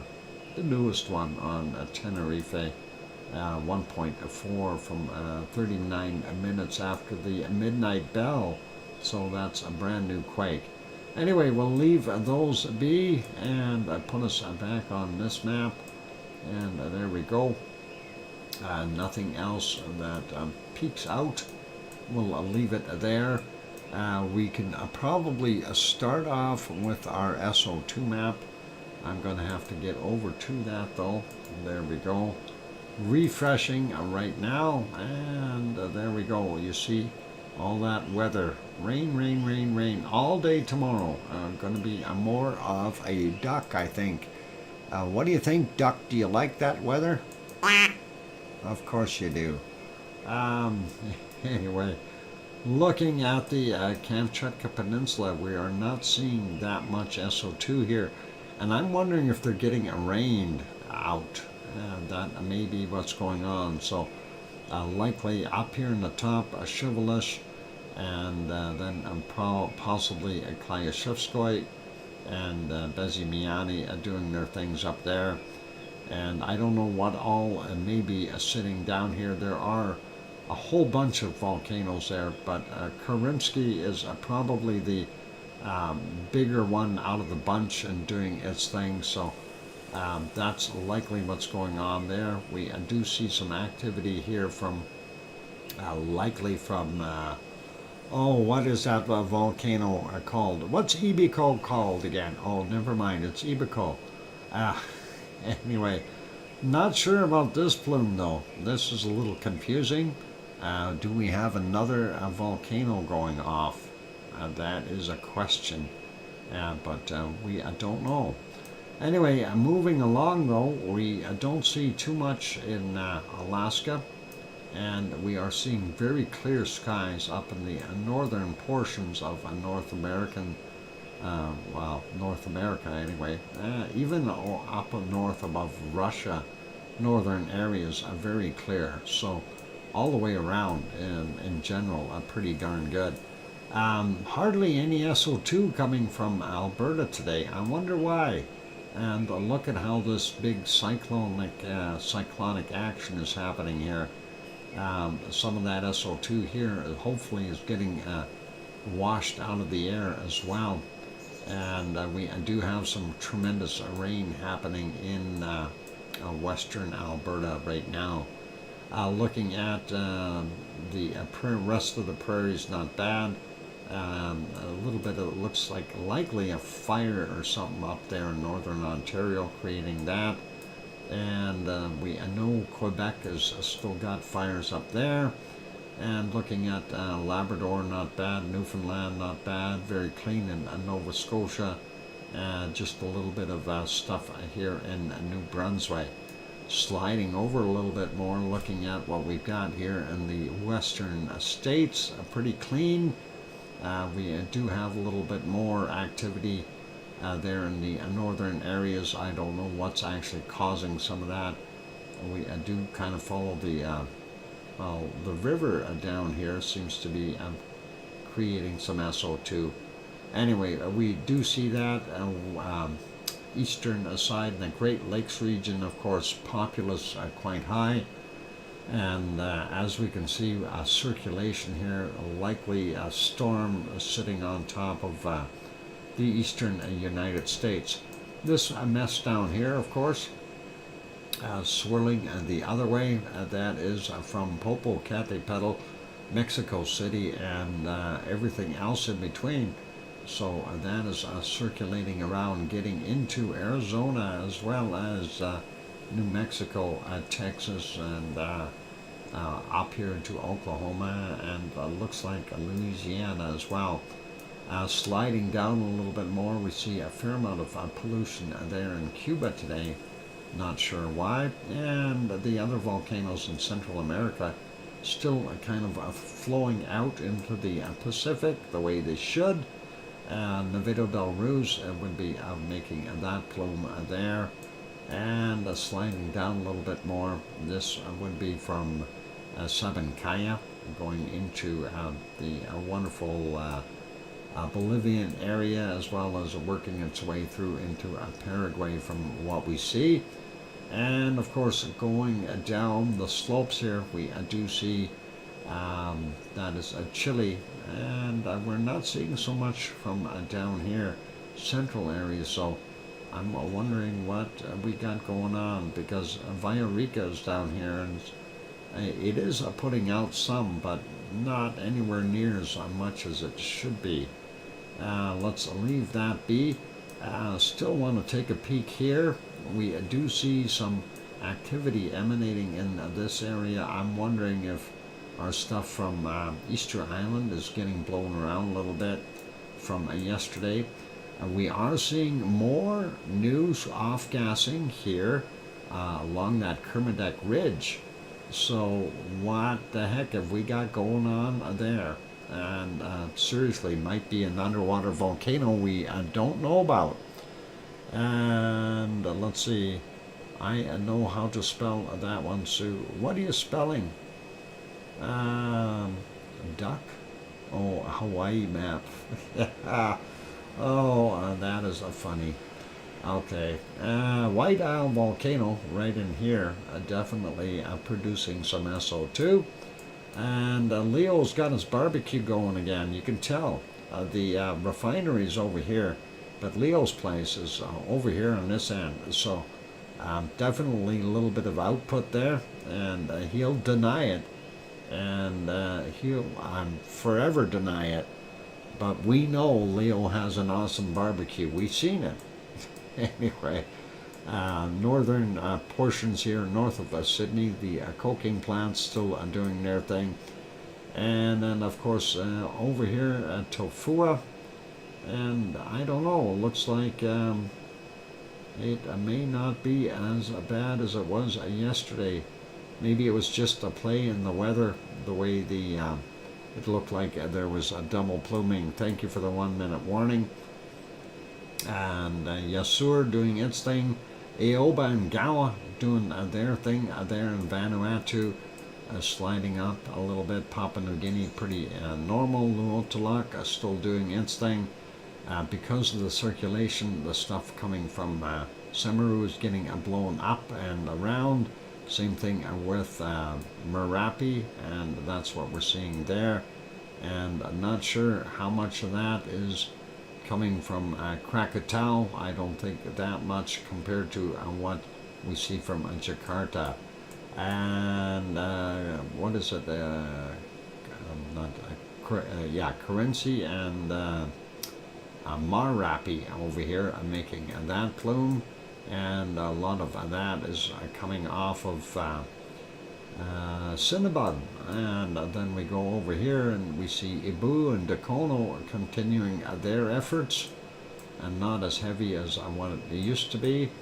And of course over here we have Mayon and Bulasan, as well as Taal volcano right there. And there's the crater inside the crater. So pretty cool. And sliding up a little bit more, I'm looking at it, it's just about break time. Let's just work our way up here. We'll finish this after the break. And this, of course, would be from Suwanoshijima right in here. And going up, what is it? And Suwai, no, Ryukyu Island. There, I got it. I remembered. And there's from Sakurajima making that mess. And what was I saying about ASO? Look at the SO2 coming from ASO today. Very heavy. And zooming in over here, and of course that is Tokyo. It produces a fair amount of SO2, but the other stuff over here, that is from Asama. And I'm going to go take a break, so we'll leave the rest of that. Well, we already did that. We'll come back and do the rest after the break. So not that much to go, but we got to do it. And we'll put you back on the wonderful lava from Hawaii. And they just focused back in. Oh, what happened? It slowed down. Somebody turned off the valve. Oh no. Definitely a lot less output all of a sudden there in Hawaii. And I wonder what's going on. Let's get back on that screen for a little while. Yeah, it really is a lot less output all of a sudden. How long ago did that happen? We were seeing it flow, and yeah, it was still going there. And that's at 15:56 their time, and it looks like it's pulsating a little bit. Yep, definitely pulsating at 15:56, 57 now.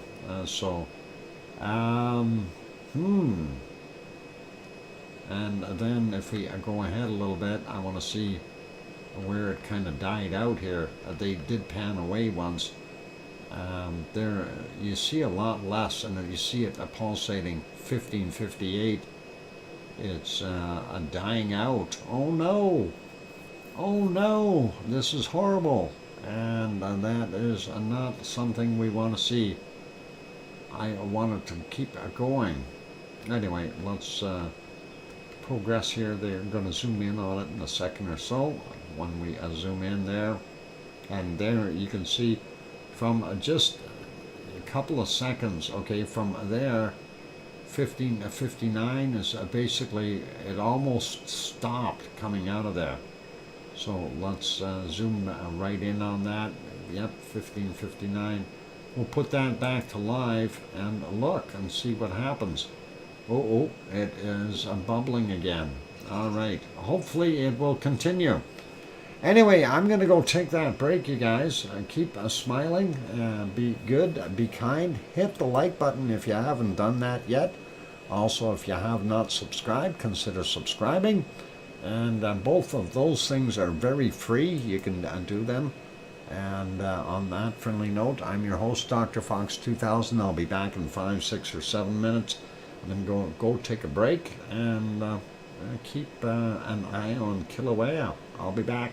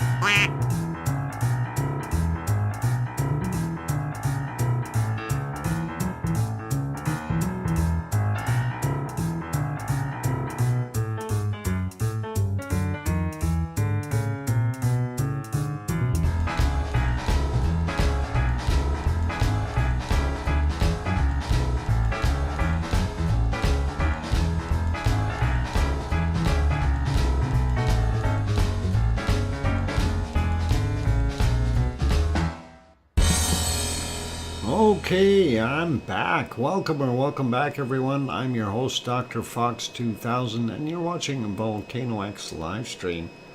And yeah, for those who are just popping in and not watching earlier, yeah, at about 15:56 Hawaii time, this thing started to pulsate a little bit weird, and we are seeing a lot less pardon me, lava popping out of there now, and that is really strange that would happen that quickly, and it didn't take long. Anyway, thank you for the welcome backs from Mars 2028, and Sue and Sharon. I hear you, Dr. Fox 2000. Wow, more stream and smoke and less lava. That is coming out. Yeah. Well, that whole area there is getting rain, so but looking at that close-up of the crater there now, or a side vent, it's almost like it got turned off. Now, a couple things I was thinking about that could have happened. We could have had a very large rock wedge itself in front of it, and what smiles.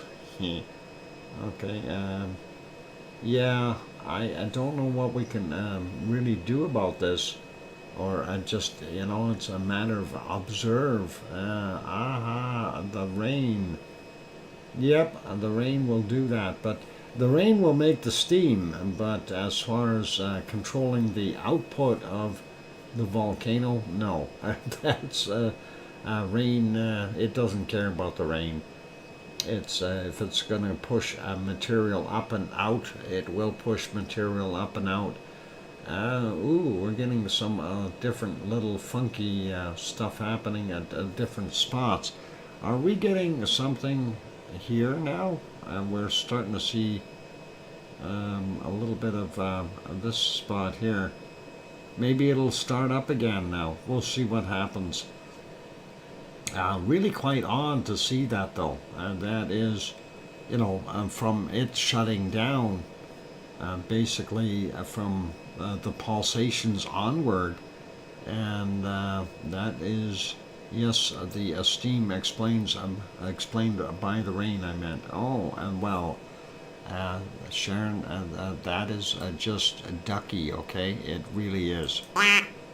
So, we're all good.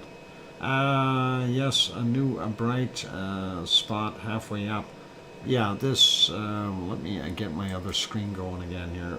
Right in that spot. Looks like that is actually an opening in here. So I don't know if we're going to see something pop out of there. Maybe something has broken internally. And now that we're seeing this new stuff, something could have wedged itself in front of that. If that is the case, if it's a wedge that's created the stoppage or blockage, we could get enough pressure to see an explosion maybe. That is something to consider. The other thing is, if it's wedged or blocked by something really large, we probably won't see anything coming out of this. We may see a different route being taken depending on how much pressure is in that magma chamber pushing up the lava. And I'm sure this vent would have stretched out and got enlarged quite a bit over the last few days here. So it's going non-stop for 3 days. I guess it was time for it to cool off a little. Yep, that is, it's actually, I think, over 3 days.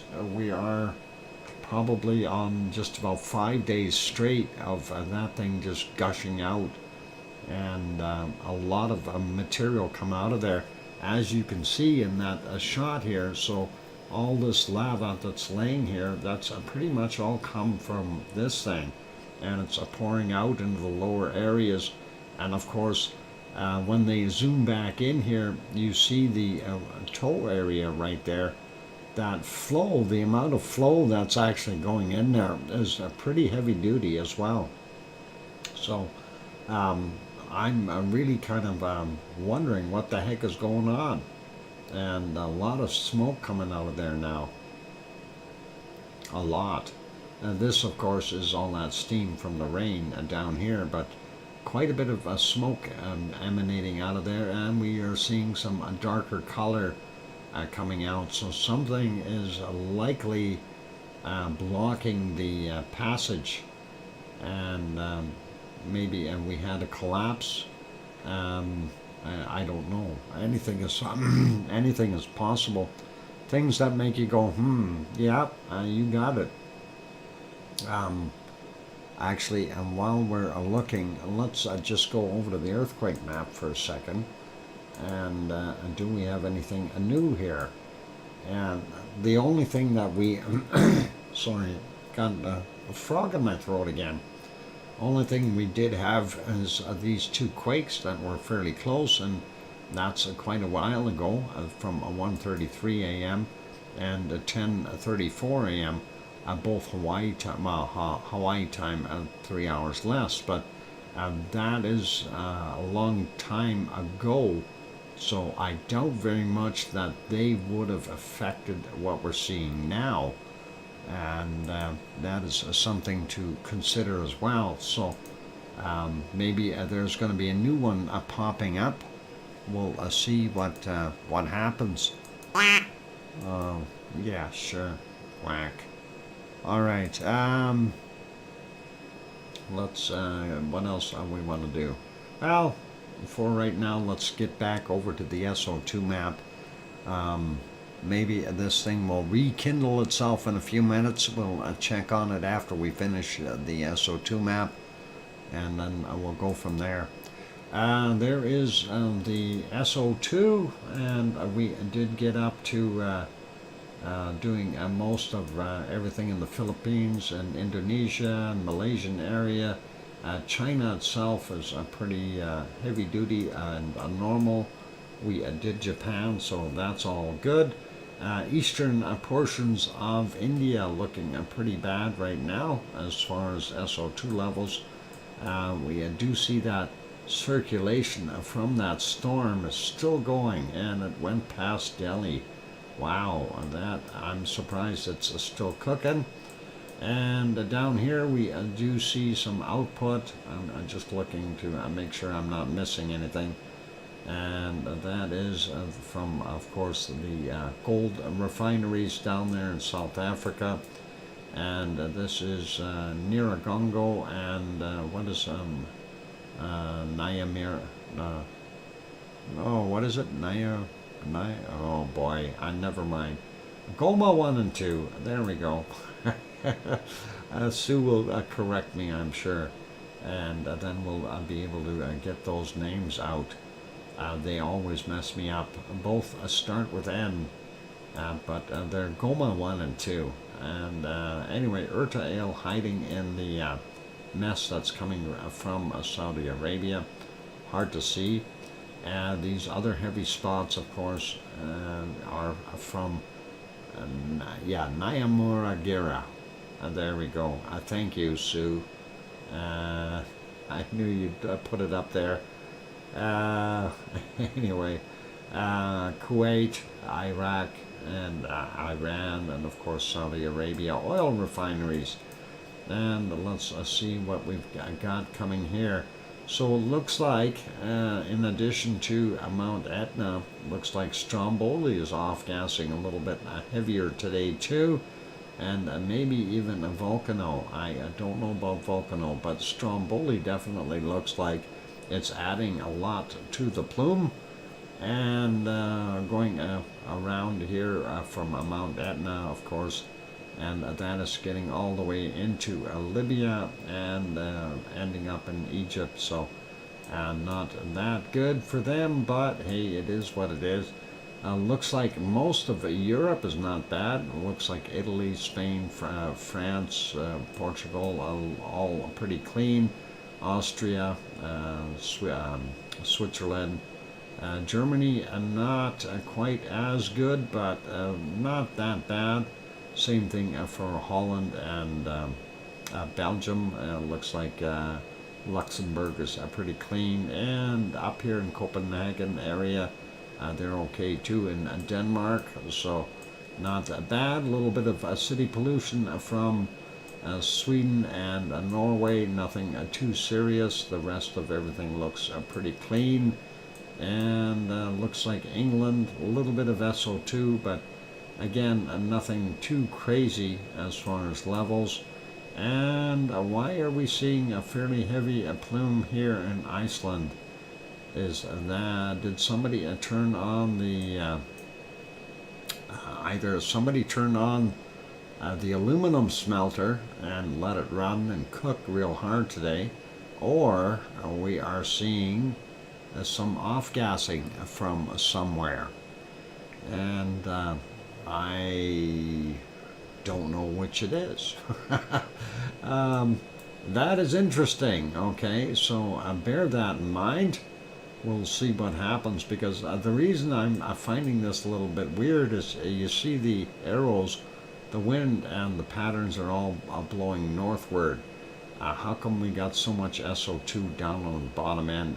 If it was from the aluminum smelter, we'd see it kind of more out there, unless we have something else going on here that we don't know about. Anyway, let's leave that be, and we'll take a look. Well, let's go back to Hawaii there. There's that flow, what I was referring to, a real heavy flow into the toe area, and it doesn't seem to be stopping. It seems to be just continuing to do its thing. We do see the other flow here and here going into our west lava pond, so that is interesting. And you know, for that sharp edge that we used to have around there, it sure got worked over. Definitely not looking like a sharp edge anymore. So that is pretty neat. Yeah, I don't know what else to say about that, but that is pretty awesome. And let's see, are we seeing anything at, I'm looking at Popocatépetl, just trying to figure out what's going on there. Popo is being fairly quiet. All right, well, not that quiet, but it is. Yep, looking pretty good, guys. But I don't know what we're going to do with our wonderful event there at Kilauea. We have a problem, and it's not going to be good. Where the heck did I go here? Oh, there it is. It's all smoky. I can't find it anymore. It's smoky, and I can't find it. That is horrible. Oh, yeah, of course. The mystery in Iceland. Yeah, it could be.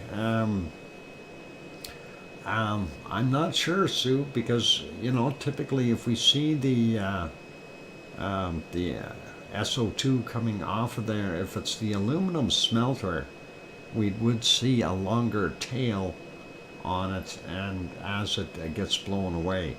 But that is covering the entire peninsula, and that is pretty heavy. Thanks for the 4-minute warning, by the way. So I'm kind of a little bit miffed as to what's going on. Did Madam Paley just put out a little tempera? Yeah, I don't know. I don't know. Did a Wonky Donkey say anything about the lava trucks? I haven't seen him since he left. He left kind of early. I'm wondering if he was up to something. Because why would Kilauea stop all of a sudden? And, you know, why are we seeing a plume of SO2 there in Iceland? That is a little odd. Odd for me, anyway. Anyway, we did our SO2 map, so the next thing that we will come up with is, of course, doing that smoke looks a little weird for Hawaii. It does. Well, you got to remember there's steam. This is steam on the hot lava here because it is raining in the area, so you're going to see that steam coming up. But that smoke, if we're in that pulled out shot, you were able to see that it was actually looking pretty darkish. I wonder if we can see that. No, not in that one. On this one, I'm going to redo that. Let's see. Yeah, too hard to tell, but from this shot here, I thought maybe we could see the color difference in what it's throwing out now. Anyway, hoping that it will kick back in shortly. It's kind of odd to see that. You know, at 1556 is when we noticed it pulsing, and then by 1558 it had a very diminished flow, so it was almost like within 2 minutes or 3 minutes that the whole thing pretty much stopped, or very close to it. And as you can see it right now, it's certainly not putting out any volume at all. So pretty much a full stop on it. And like I said, you know, we could have a little bit, could be a duck, the wonkster. Yeah. For a minute, the smoke looked like a lighter smoke from Popocatépetl. Actually, yeah, it did, but we were seeing a point in time there where it was actually quite darkish coming out of there as well. And I don't know if it's just the difference because we're used to seeing the brighter flow come out of there, and now we're seeing the background a little bit, or what it is, but a little odd. Anyway, I'm going to leave this on the screen. I'm going to go for a break, so we'll come back and just kind of chat about this for a minute or so, and then we'll do the weather, and we'll get that done by 9 o'clock.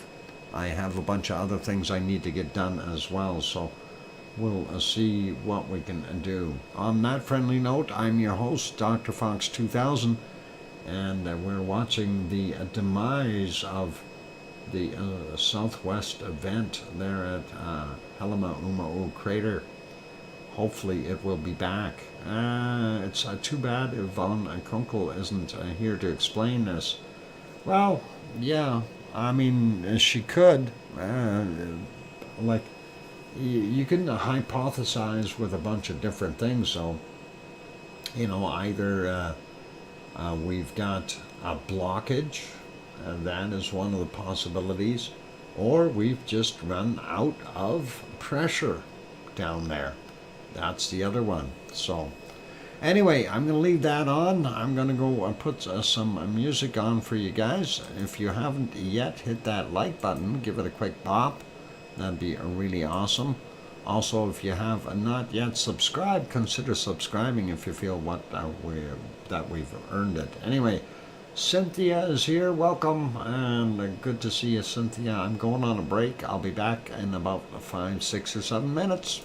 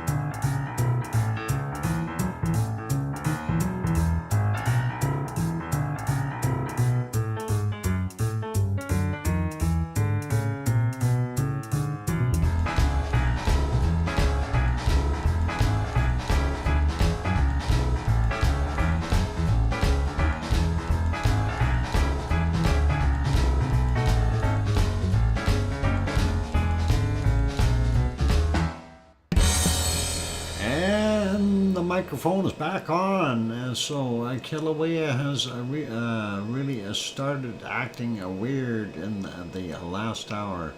Yes, it has. And actually, the last 40 minutes, it's like 45 minutes ago is when it really started to go down. Anyway, welcome, Kananaskis country, and thank you for the welcome backs from Mars, and Cynthia saying, we missed you, DrFox2000, and awesome. And thank you for the welcome back there, KC, as well.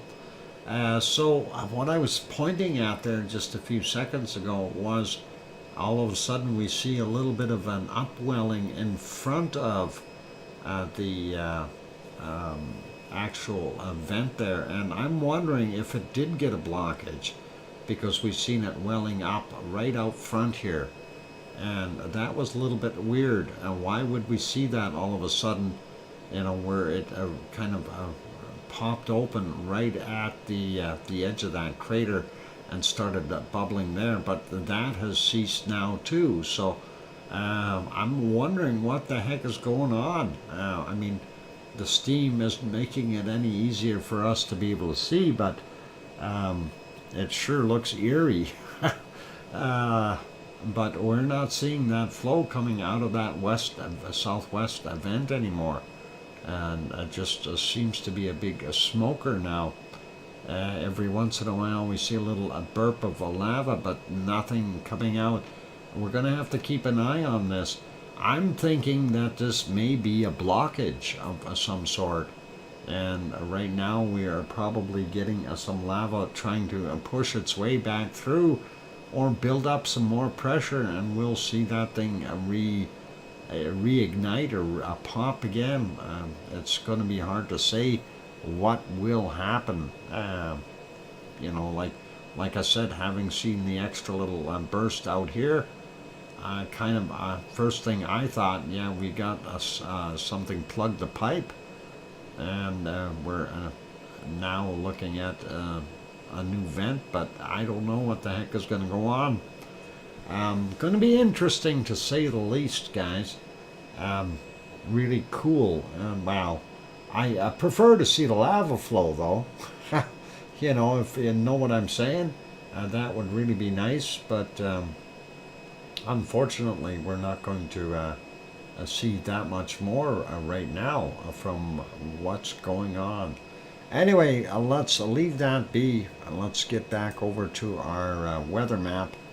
And we haven't started it yet, but we're going to. And let's do it whether we like it or not.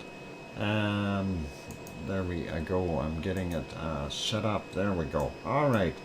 I'm going to keep this fairly brief, and because I do have a bunch of things to do. Anyway, Alaska looking not bad temperature-wise. We are seeing that the cold is still battling the warm here along the shorelines, and it's trying to push more warmth up. Mackenzie Valley looking pretty toasty at up to 22 degrees.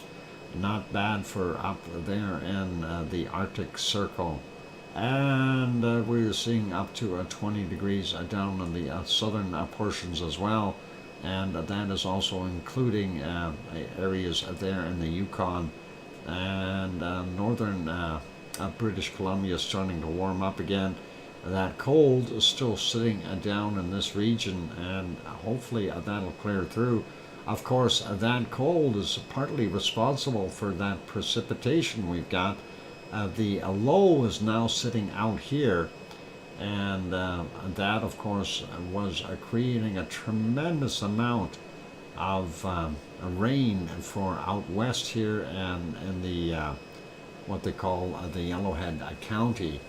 And they had snow and ice rain and sleet and ice pellets and hail and rain. Just you wait for it, it'll change real quick, and you're stuck there. And high winds, of course, as well. We haven't experienced the high winds here yet, so that is kind of weird. Anyway, Vancouver only about 12 or 13 degrees. Same thing out there on the rock, maybe a little bit warmer, 14, 15. Going over here to Edmonton, we see 12, Calgary 9, Kananaskis country down here a little bit warmer at not a Moose Jaw, where is that? Swift Current, 17 degrees. So that is not so bad. And we go further east here, we see about 25, 26 in Winnipeg, and then somewhere in those numbers, depending on where you are. There's a few hot spots, but a pleasant time anyway as far as those temperatures are concerned. We do see the northern portions of Ontario are getting cold again. There's a high sitting over top of Hudson's Bay, creating a circulation, so that is what they are doing. Ontario for the most part though, and up here in the northern portions of Quebec, quite warm, up to 18, 19, 20, 21 in some spots. Not bad temperatures. Toronto coming in at about 18 or 19, something like that, 18, 17 there in London, Detroit about 20, Chicago about 20, Milwaukee is sitting at about 19 or 20, depending on where you are there. Of course, the lake is still fairly cold, Lake Michigan, and that is what we got there. And going up, looking at Montreal 15, Quebec is 12, a lot colder in New Brunswick, and I see about 13 as the highest temp and about 7 as of the lowest temperature. Halifax coming in at about 9 or 10, and what's Sue's temperature at Cole Harbour? It's got to be somewhere around that temperature as well. There it is, 11 degrees, and that is not that bad then. And looking at our wonderful Newfoundland, 5 or 6 degrees out there on the Avalon Peninsula. Interior a little bit cooler, down to about 4, 3 up in the northern portions. New Brunswick down to, Labrador down to 0 degrees along the coast here. That is not good for them. Meanwhile, up in the north, they are basking in the sun with 17, 18 degrees. So pretty cool or warm up there. Looking at this cold that infiltrated and stayed behind, I don't know, it's never going to warm up there again, is it? By the looks of it. Everything else is warm around it. It's just right in here in the mountains. We have those horribly cold temperatures. There in the desert portion of Spokane, we do see that 15 there. We see about 13 Portland, Eugene 14. Looking at Sacramento is about 20. Redding coming in at about 17. San Francisco 15. And across the bay there, we got about 14 or so. Looking at Death Valley, temperatures are not quite up in those 40 degree ranges today. Looks like 36 is about the highest we're seeing in there. So that is Death Valley, and 35 is what Sue was able to bring up. Las Vegas coming in at about 30 degrees. Mexicali sitting at about 29. Yeah, not that warm. We see a 33 down on the bottom here. Phoenix, 34. Phoenix is warmer. Phoenix is warmer than Death Valley? No, close. 32 in Tucson. Albuquerque at 29. Going down here in the bottom part of Texas, 29 in Corpus Christi. We got 30 in San Antonio. Looks like there's about 37 degrees there. That's our hottest temperature so far, and that was in Texas. And so let's go over to Houston, 29. Austin is 30. Dallas making it to 31 degrees. Oklahoma City about 27 right now. Little Rock, Arkansas is 26 up there. Wichita getting in about 25, Kansas 25, and Denver is 25, Colorado Springs 22. Going back over here a little bit more, New Orleans 29 degrees, Mobile, Alabama is 22, Atlanta coming in at 22, and Miami 24, Orlando 25, Jacksonville 26 as we go up, and we got Atlanta 22, Charlotte, North Carolina 22, Grandma B's house about 21, and yeah, maybe 21, 22, something thereabouts. Looks like you got some warm air blowing in for a little while. And Virginia Beach 22, Baltimore 23, Philadelphia 20, New York 19, and Boston a cool 14. Let's go down south here a little bit more and look at Cancun. 28 degrees, Acapulco coming in at about 29 or 30, 31. Let's get closer. Yeah, 31. Mexico City from about 22 to 25 degrees. Looks like they've got an influx of air there as well. 35s, I don't see anything higher than that. What about over here? Do we see anything higher than 35 degrees? 36 degrees. So far, Texas is still the winner with, there, Mexico and Texas have 37 degrees. There's another spot in Mexico. And right along the border here, no, 36. What about over here? Ooh, look, and we found a 39. 39 in Mexico. That's our top temp so far. So pretty awesome. Anyway, let's go further south, looking at Central America. Well, the Yucatan is not bad. Central America here, pretty normal temperatures, nothing, no snow falling. We do see some higher elevation has got colder temps there in Costa Rica. As we go down, see up to about 32 degrees there in the coastal areas of Colombia. Same thing with Venezuela, maybe not quite as hot, but close to it. And the jungle areas, looks like everybody is getting somewhere around 24, 25 degrees for the most part. Going down the, we do see some 27s. The Amazon basin here, 27 is about the highest, 23, 24 about the average, or 25 about the average.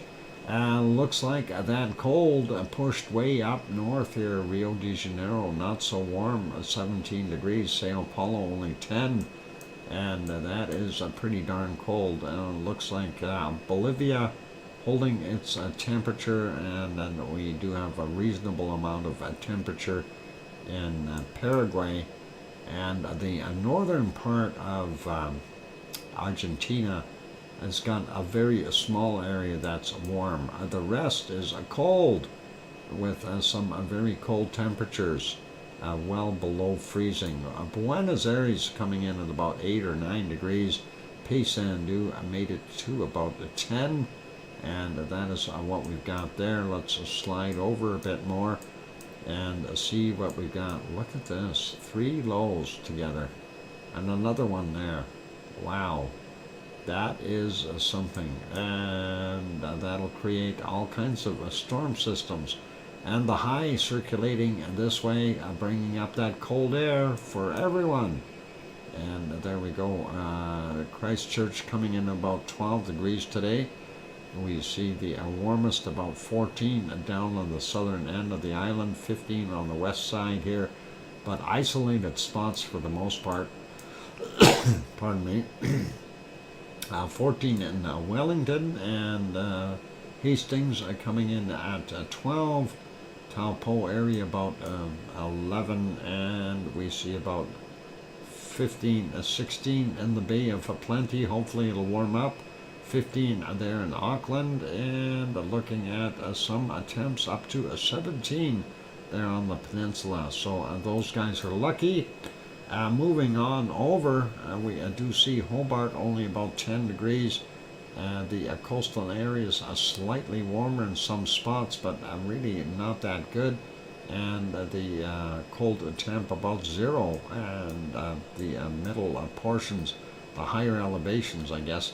Leo's temperature about 10 degrees Celsius or 50 Fahrenheit there in Melbourne. And Adelaide a little bit warmer at 12. Canberra is sitting there at 6. We should have asked Leo if he had any snow happening. That would have been something appropriate. 15 in Sydney, getting up to Brisbane, we see 19 degrees up there. Looking at the central portions here, that is not so bad for most of Australia. They're a little warmer now. 13 there though. Perth could warm up. And up at the top end here, we do see temperatures up to 30 degrees, which is really nice. Oh, there's some 31s. I've seen a 32 in there as well. And that is not bad for the coastal areas and the warmer stuff. Looking at the other areas, again, we are seeing that high bring up all that cold air. So some of those islands in here are going to be a little on the chilly side. And of course, we're talking about Tonga, as well as the American Samoas, and not that warm there in Fiji right now either. And then Vanuatu and New Caledonia, kind of a little on the cool side too. We get back over to Papua New Guinea though, it looks like it's pretty much back to normal temperature-wise. Eastern Indonesia as well. And you can see some of those temperatures on Java up to 32 degrees, and that is pretty warm for the central and eastern parts.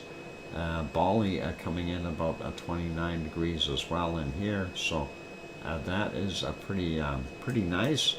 And there you can see a little bit more of that, 31s, 30s. And then over here, 30 as well. So East Java, West Java, doesn't matter where you are. It's quite warm, nice for those guys. And Singapore coming in at about 29, 30 degrees for them. Bangkok coming in at about 32 or so. And that is pretty awesome. And let's zoom out a little bit and just go over here to Manila in the Philippines at 31. And we can see variable temperatures throughout. The higher elevations, of course, always going to be colder, but you see a lot of 30s in there today, so pretty normal. And Hong Kong about 31. Let's see, looks like a little warmer there in Taiwan. And looks like a lot warmer there in Japan. 26 degrees at Kagoshima, and that is pretty good. The bottom end here, Osaka, coming up to 29. That's pretty good. 23, 24 there in Tokyo, still not bad. And Sapporo coming in at 22 degrees. Let's have a look at the Kamchatka Peninsula. We do see a low swirling around here. Western side of the Kamchatka Peninsula up to 20 degrees in some places. Eastern side not looking so good. They've got that Arctic flow. And look at this temperature stuff up here. This will mess with you. That is in Siberian, or the northern Russian plains, as they call them up there, and up to 29 degrees in some spots. That is pretty wild. Moving on, looking at India, Delhi sitting at about 28, 29, and Jakarta coming in at about 29 as well. Pretty normal temperatures. No, a little bit higher than normal there in Sri Lanka, up to 30 degrees. That is pretty awesome. And we'll go slide down here to Madagascar, where it's a lot colder today. I hope they warm up. We do see temps down to 10 degrees in some spots. And northern portions Well, 21 is for the high. And seeing some below freezing temperatures in South Africa. Not good for them. Cape Town coming in about 9 or 10. That is a little low. Central regions, South Central is pretty darn cold too. Single digits in a lot of places, and they're not used to that. South Central portions here, a little bit warmer, and then of course we get into the desert, and that is the Sahara Desert. We're seeing temperatures up to 37 degrees. Still hasn't beat our Texas, or sorry, not Texas, Mexico with the high temp. And yep, that is about it for there. Cairo coming in at 20 degrees. We see UAE sitting anywhere from 28 to 32. Same thing with Oman, as well as, well, we have the higher elevations there in Yemen, but coastal areas 30, 31, that's pretty normal. Riyadh coming in at about 30, Baghdad sitting at 27. And we do see some higher oh, here we go. Some higher temperatures. Iran has got the highest temp, 41 so far, and that is pretty good. So Iran, and then I found 41 degrees, so that is a little warmer. And looking at what we've got in Turkey, not that bad, not that good either. Malatya coming in at 18, Adana sitting at about 22. They have a circulation here, likely a small storm forming. And let's see, Piggy's Place, she's got about 22, 23 according to this map, but Sue brought it up and it says 21. And that's still pretty cool, or well, it's warm, but pretty close. 19 there in Athens, and you got to remember that's nighttime temperatures for these guys. Catania coming in at 21. Redenzo is sitting at about 13, 14. That is not bad. And moving up a little bit, Naples coming up to 19 degrees. Milano is 21. I missed Rome. It roamed away on me. And there is 18 degrees there. Looks like it's starting to warm up in Sardinia as well. Some nice temperatures there. Madrid sitting at 18, 19. Lisbon coming in at about 18. Aurelio's Place about 15. And the southern portions of France a little bit warmer along the coast, but not by much. We do see about 18 there. And Nantes, home of Tanto, and 19 there for Paris. Munich is 18, and Frankfurt is coming in at 18. Cologne is 19, and Yvonne Kunkel's house about 19. Luxembourg about 17, and the same thing with Brussels in Belgium, and then about 19 there in Amsterdam, with down to 16 in the northern parts. So not so bad. Berlin 18, and Hamburg coming in at 14 or 15. Copenhagen coming in at 16, and we got 15 in Aarhus, and Oslo is 15 degrees. Stockholm coming in at 16 and 17 in St. Petersburg. Moscow is 14 degrees. London, England coming in at about 17 right now. We do see it's just a tad colder there in Wales, going up to Leeds, though 14. Glasgow coming in at 14. And we've got about 14 up in Aberdeen as well. Looking at Dublin, 13 degrees. Over on the other side, where our wonderful Irish monk comes from, he's got about 14 degrees in that area. Thank you, Sue. And one more quick temperature to check, and that is here in Reykjavik, 10, 11 degrees.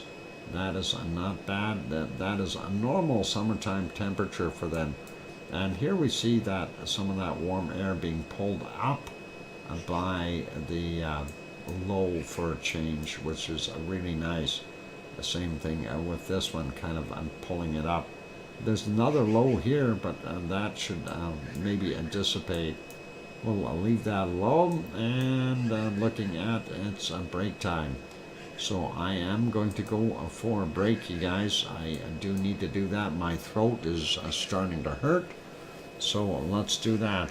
It was liquid courage for sure. Actually, it's more like a liquid stupidity. Are you drinking? Who's drinking? Don't be drinking. That's not good for you. That'll hurt you. Anyway, we do see that circulation here, and that is what our storm stuff is all about. And you can see there, Yellowhead County is there in that area. So definitely all kinds of different weather. Anyway, I'm going to go take that break. Keep smiling. I'm going to put you back over here on the Old Smoky and let you watch and see if anything is perking. And I haven't had a drop since I left Brazil. Oh, okay. Well, you probably don't need any anyway, Mars. Anyway, baby at the throat doc. Yep, I definitely need to do that, and the looks too, Sue. Anyway, let's give it a shot here, and the music. Hit the like button if you haven't done that yet, please. And subscribe if you haven't. I'll be back in 5, 6, or 7 minutes. Don't go away.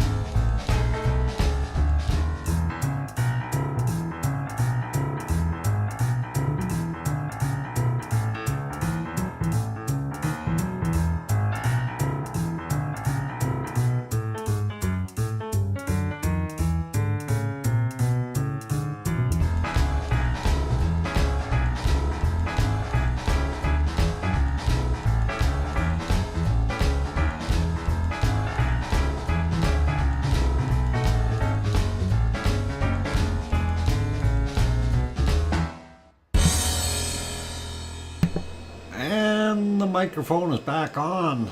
And yep, we're looking at that wonderful Southwest event. It's got nothing left. Hopefully, and we'll see it re-spark its interest here in a little while. But wow, that is absolutely crazy, and that all of a sudden it turned off. So 1556, it started doing its death roll, and by about 1605 or so, it was pretty much gone. Anyway, thank you for the welcome backs from Sue Hayes and Mars 2028 and Cananaska's Country. Appreciate that, you guys. And let's pop over to, oh, I hear you, DrFox2000. I was lagging again, alas.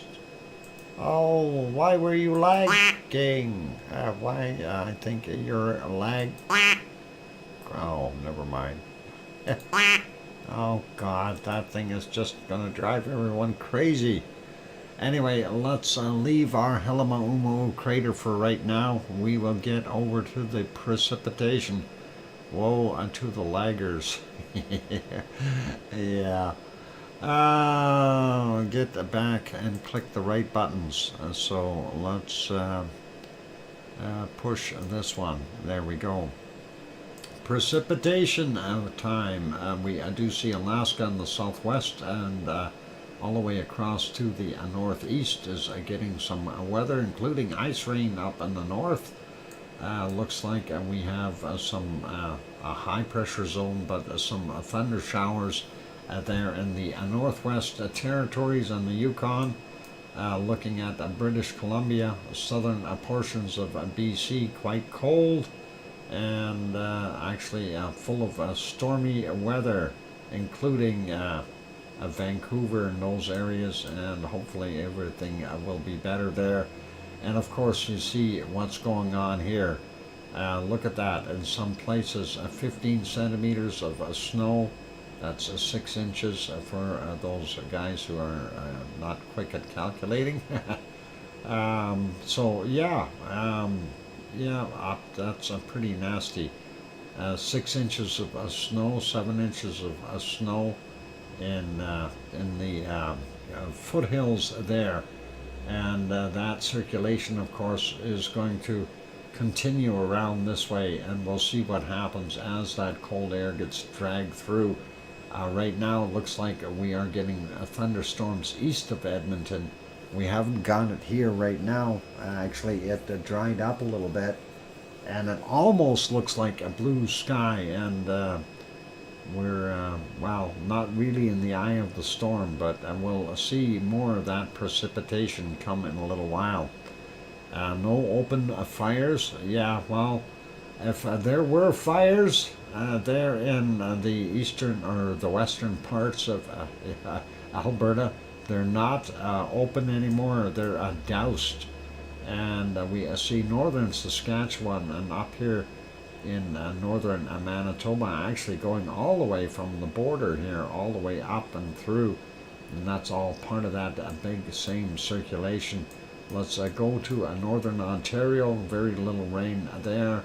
Some in Quebec, nothing that's going to put out their wildfires. And we do see a little bit here between Maine and New Hampshire, Maine and New Brunswick.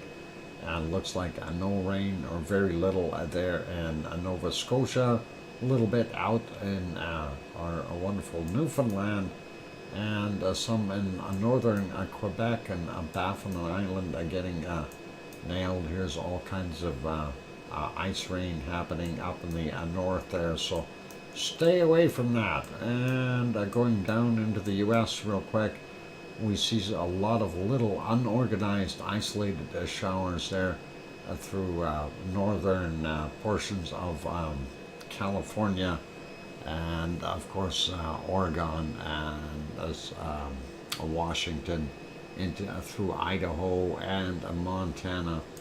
Montana kind of being the tail end of that, with another low there.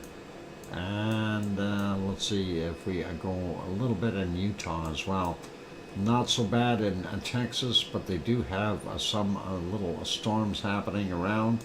Nothing really super big and organized. And just east of New Orleans, they do have a little bit of a mess.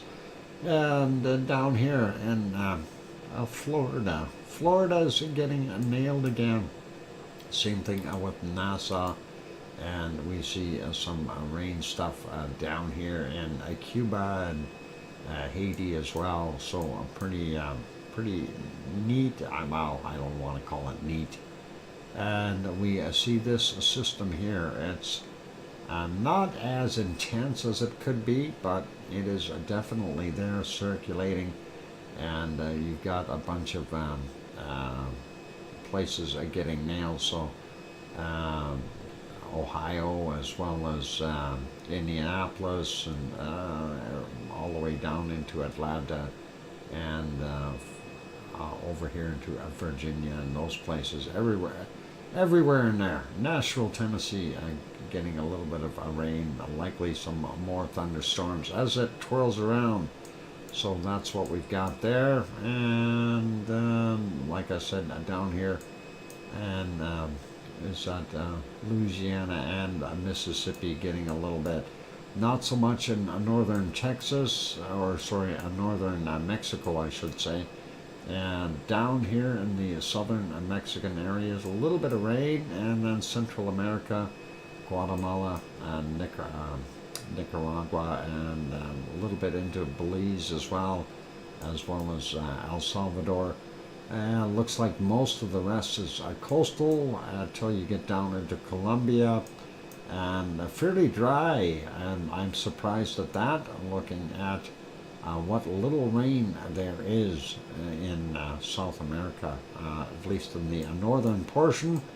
Until we get down here, we don't see too much. Argentina's got some rain, and Uruguay and the southern portion here in Brazil showing a little rain.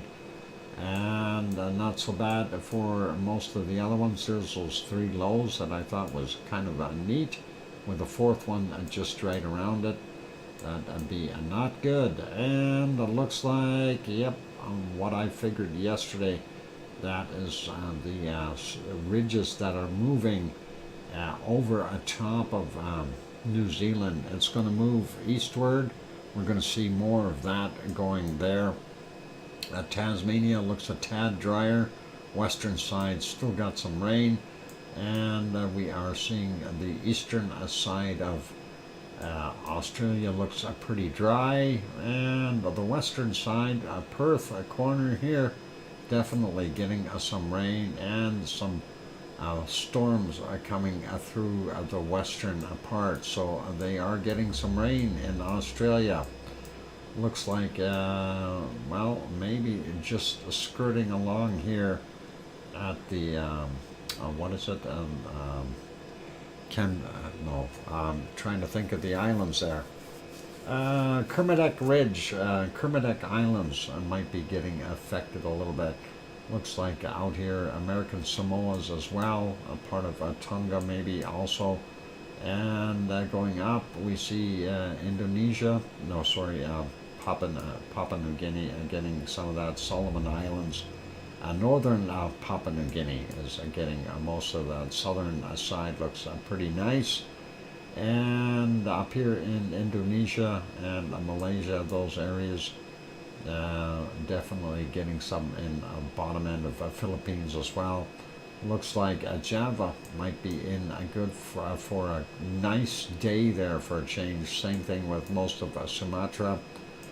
We are seeing that heavy rain stuff here in places like Myanmar, and also the interior of Thailand, etc. Rain all over the place there in the Philippines. Looks like Taiwan is dry. Hong Kong raining, doesn't surprise me. And then we see this line here, of course, still feeding in to the East China Sea and the Yellow Sea. And it looks like North Korea is getting nailed pretty good there. And looking at the Kamchatka Peninsula, they have got some rain on the eastern side, but the rest looks okay. Big storm out in the ocean still. And looking at that stuff here, we are still seeing that. That's that by Parjoy, and it's moved in, and it's continuing its trek across India. So that is bringing plenty of rain for them. They need that too. And we see here in the southern portions, they are getting a bunch of thunderstorms. Bay of Bengal here doing its thing as well. Lots of different storm systems. And more stuff out in the Indian Ocean, not so bad there for Madagascar. Looks like most of South Africa just skirting that bad weather. South Central region's okay too. And the jungle areas in the central part of Africa definitely getting some rain. Looks like Black Sea and that coastal area there for Turkey, and a little bit into Turkey getting some of that nice storm stuff. Piggy is getting nothing for rain today. That's okay. And we see Italy and Sicily and Sardinia doing pretty good. We do see a bunch of different systems here in Spain and Portugal, and going up into France. We do see this system here in Germany as well. Pretty heavy duty there, and that is going out into Holland, moving up a little bit. Looking at what we see is southern portions of Norway, and some areas affected here in Sweden as well with some of those storms. Northern Finland got a few places of rain, northern part of Norway as well. England, on the other hand, what do we got in store for them? Okay, looks like down here in the southern end, Wales is going to get it, and looks like London isn't so bad right now, but a little bit of rain north of Leeds, and it looks like Scotland is pretty good, and Ireland not bad for the most part. We do see a big circulation here, and if I'm correct, this is the islands of, is it Guernsey or Jersey or something out here? I can't remember. Anyway, they are getting nailed a little bit. And looking at Iceland, not that bad, but also not that good. They've got that flow from the north rather than the warm from the south. So that is what they've are getting. A little bit of rain, not that bad. And it looks like the Greenland Sea area here, ice rain all the way through it. And even north of Svalbard, they are getting some of that. And a fog, of course, ice fog likely. So that is our precipitation for today. Let's find the coldest temperature. And what, you're Trez busy during the weather portion of the program. Trey busy? Oui. Absolutely. Always busy. Oh, hang on, you were talking to Sue. Not much doing precipitation. Oh, okay. Yeah, precipitation isn't that bad. It's only a bunch of water. Nothing to worry about. I'm seeing a minus 66 right there. I don't know if there's anything much colder. Minus 66. Let's see if we're going to find anything colder. I got to find a minus 70 today and give her another second degree beating. I'm kidding. I see a minus 65. We had 66 on here a minute ago. There's a 66. And do we see anything colder? No, I don't see it. Darn it. Minus 66. I gotta look elsewhere. It's too warm. Minus a 66. Minus 50s, 40s, 50s, 56, 54, 57. Oh boy, I think I'm going to be stuck with minus 66. Minus a 53. Let's see over here. No. Oh boy, I'm going to be beat. Sue, I think you beat me. Yeah, I think you have got me today. Yep, a minus 60. Let's see, a 62, 63, 65, a 66. Do I have a minus a 67? 66 on the screen, and that is it. Go right. I'm going right. I don't see it. You think over here somewhere? Oh, I seen a minus 67. Where is it? There it is, a minus a 67. Oh, I know, she had an evil plan. She wanted me to get a first-degree beating instead of a second-degree beating. Minus 67, and that is as good as it gets. I'm close. Yep, close only counts in horseshoes and hand grenades and snowballs, and that is okay. Okay, so we had a minus a 67 on there, and I don't see anything any colder. Let's see if we can zoom in. 67, and maybe we can find out. Oh, there's a minus 68. I see a minus a 68. Oh, hang on. Don't be handing out medals just yet, you guys. Ah, boy. Oh, boy. Bob, you're a little bit quick there with the medals. Minus a 68 is what I've got. So technically it's a tie. And I'm not being beat by a first degree or second degree beating. So, yeah.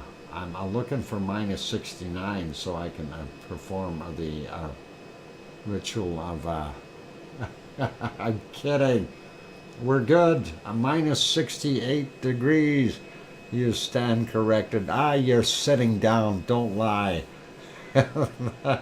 Anyway, awesome, Sue, and thanks for pointing that out. That is great. Let's leave that be. We'll go back over... yeah, I wasn't giving up. I'm done now, though, Mars. I've given up. I've tied her, so I'm good. Let's go back over to our crater and see what the heck is going on here. It's a tie today. Yep, a tie, a bow tie, and all cool. And yeah, I do have the bow tie ability, so we can go like that, and we can go like that. You can go like that, and you put a nice little ribbon in between there, and then of course you bring that out and somewhere down there like that, and bring that in, and there's your bow tie. Okay, and then you can put a guy's neck on top, on his shirt and his head. There, some eyeballs, and of course a nice nose, and a big smile. There you go. That is your bow tie dude of the day, and you gotta love it. Yeah, it is what it is. All right, so let's clear that though. Well, text. No, I want whiteboard. Let's clear it. There we go. All right, that's it, ladies and gentlemen. The smoke is clearing a little bit. We can see it, And yep, we don't see any more lava popping out of there, unfortunately. So stick with geology, Dr. Fox. You have no future in drawing. Actually, Mars, if you take a look at some of my online, well, I have my SpongeBob a sketch that I did online. You go take a look at that, and you still you'll say that I may have a future in drawing when you look at it. It's hard to draw with a mouse, though. You got to remember that.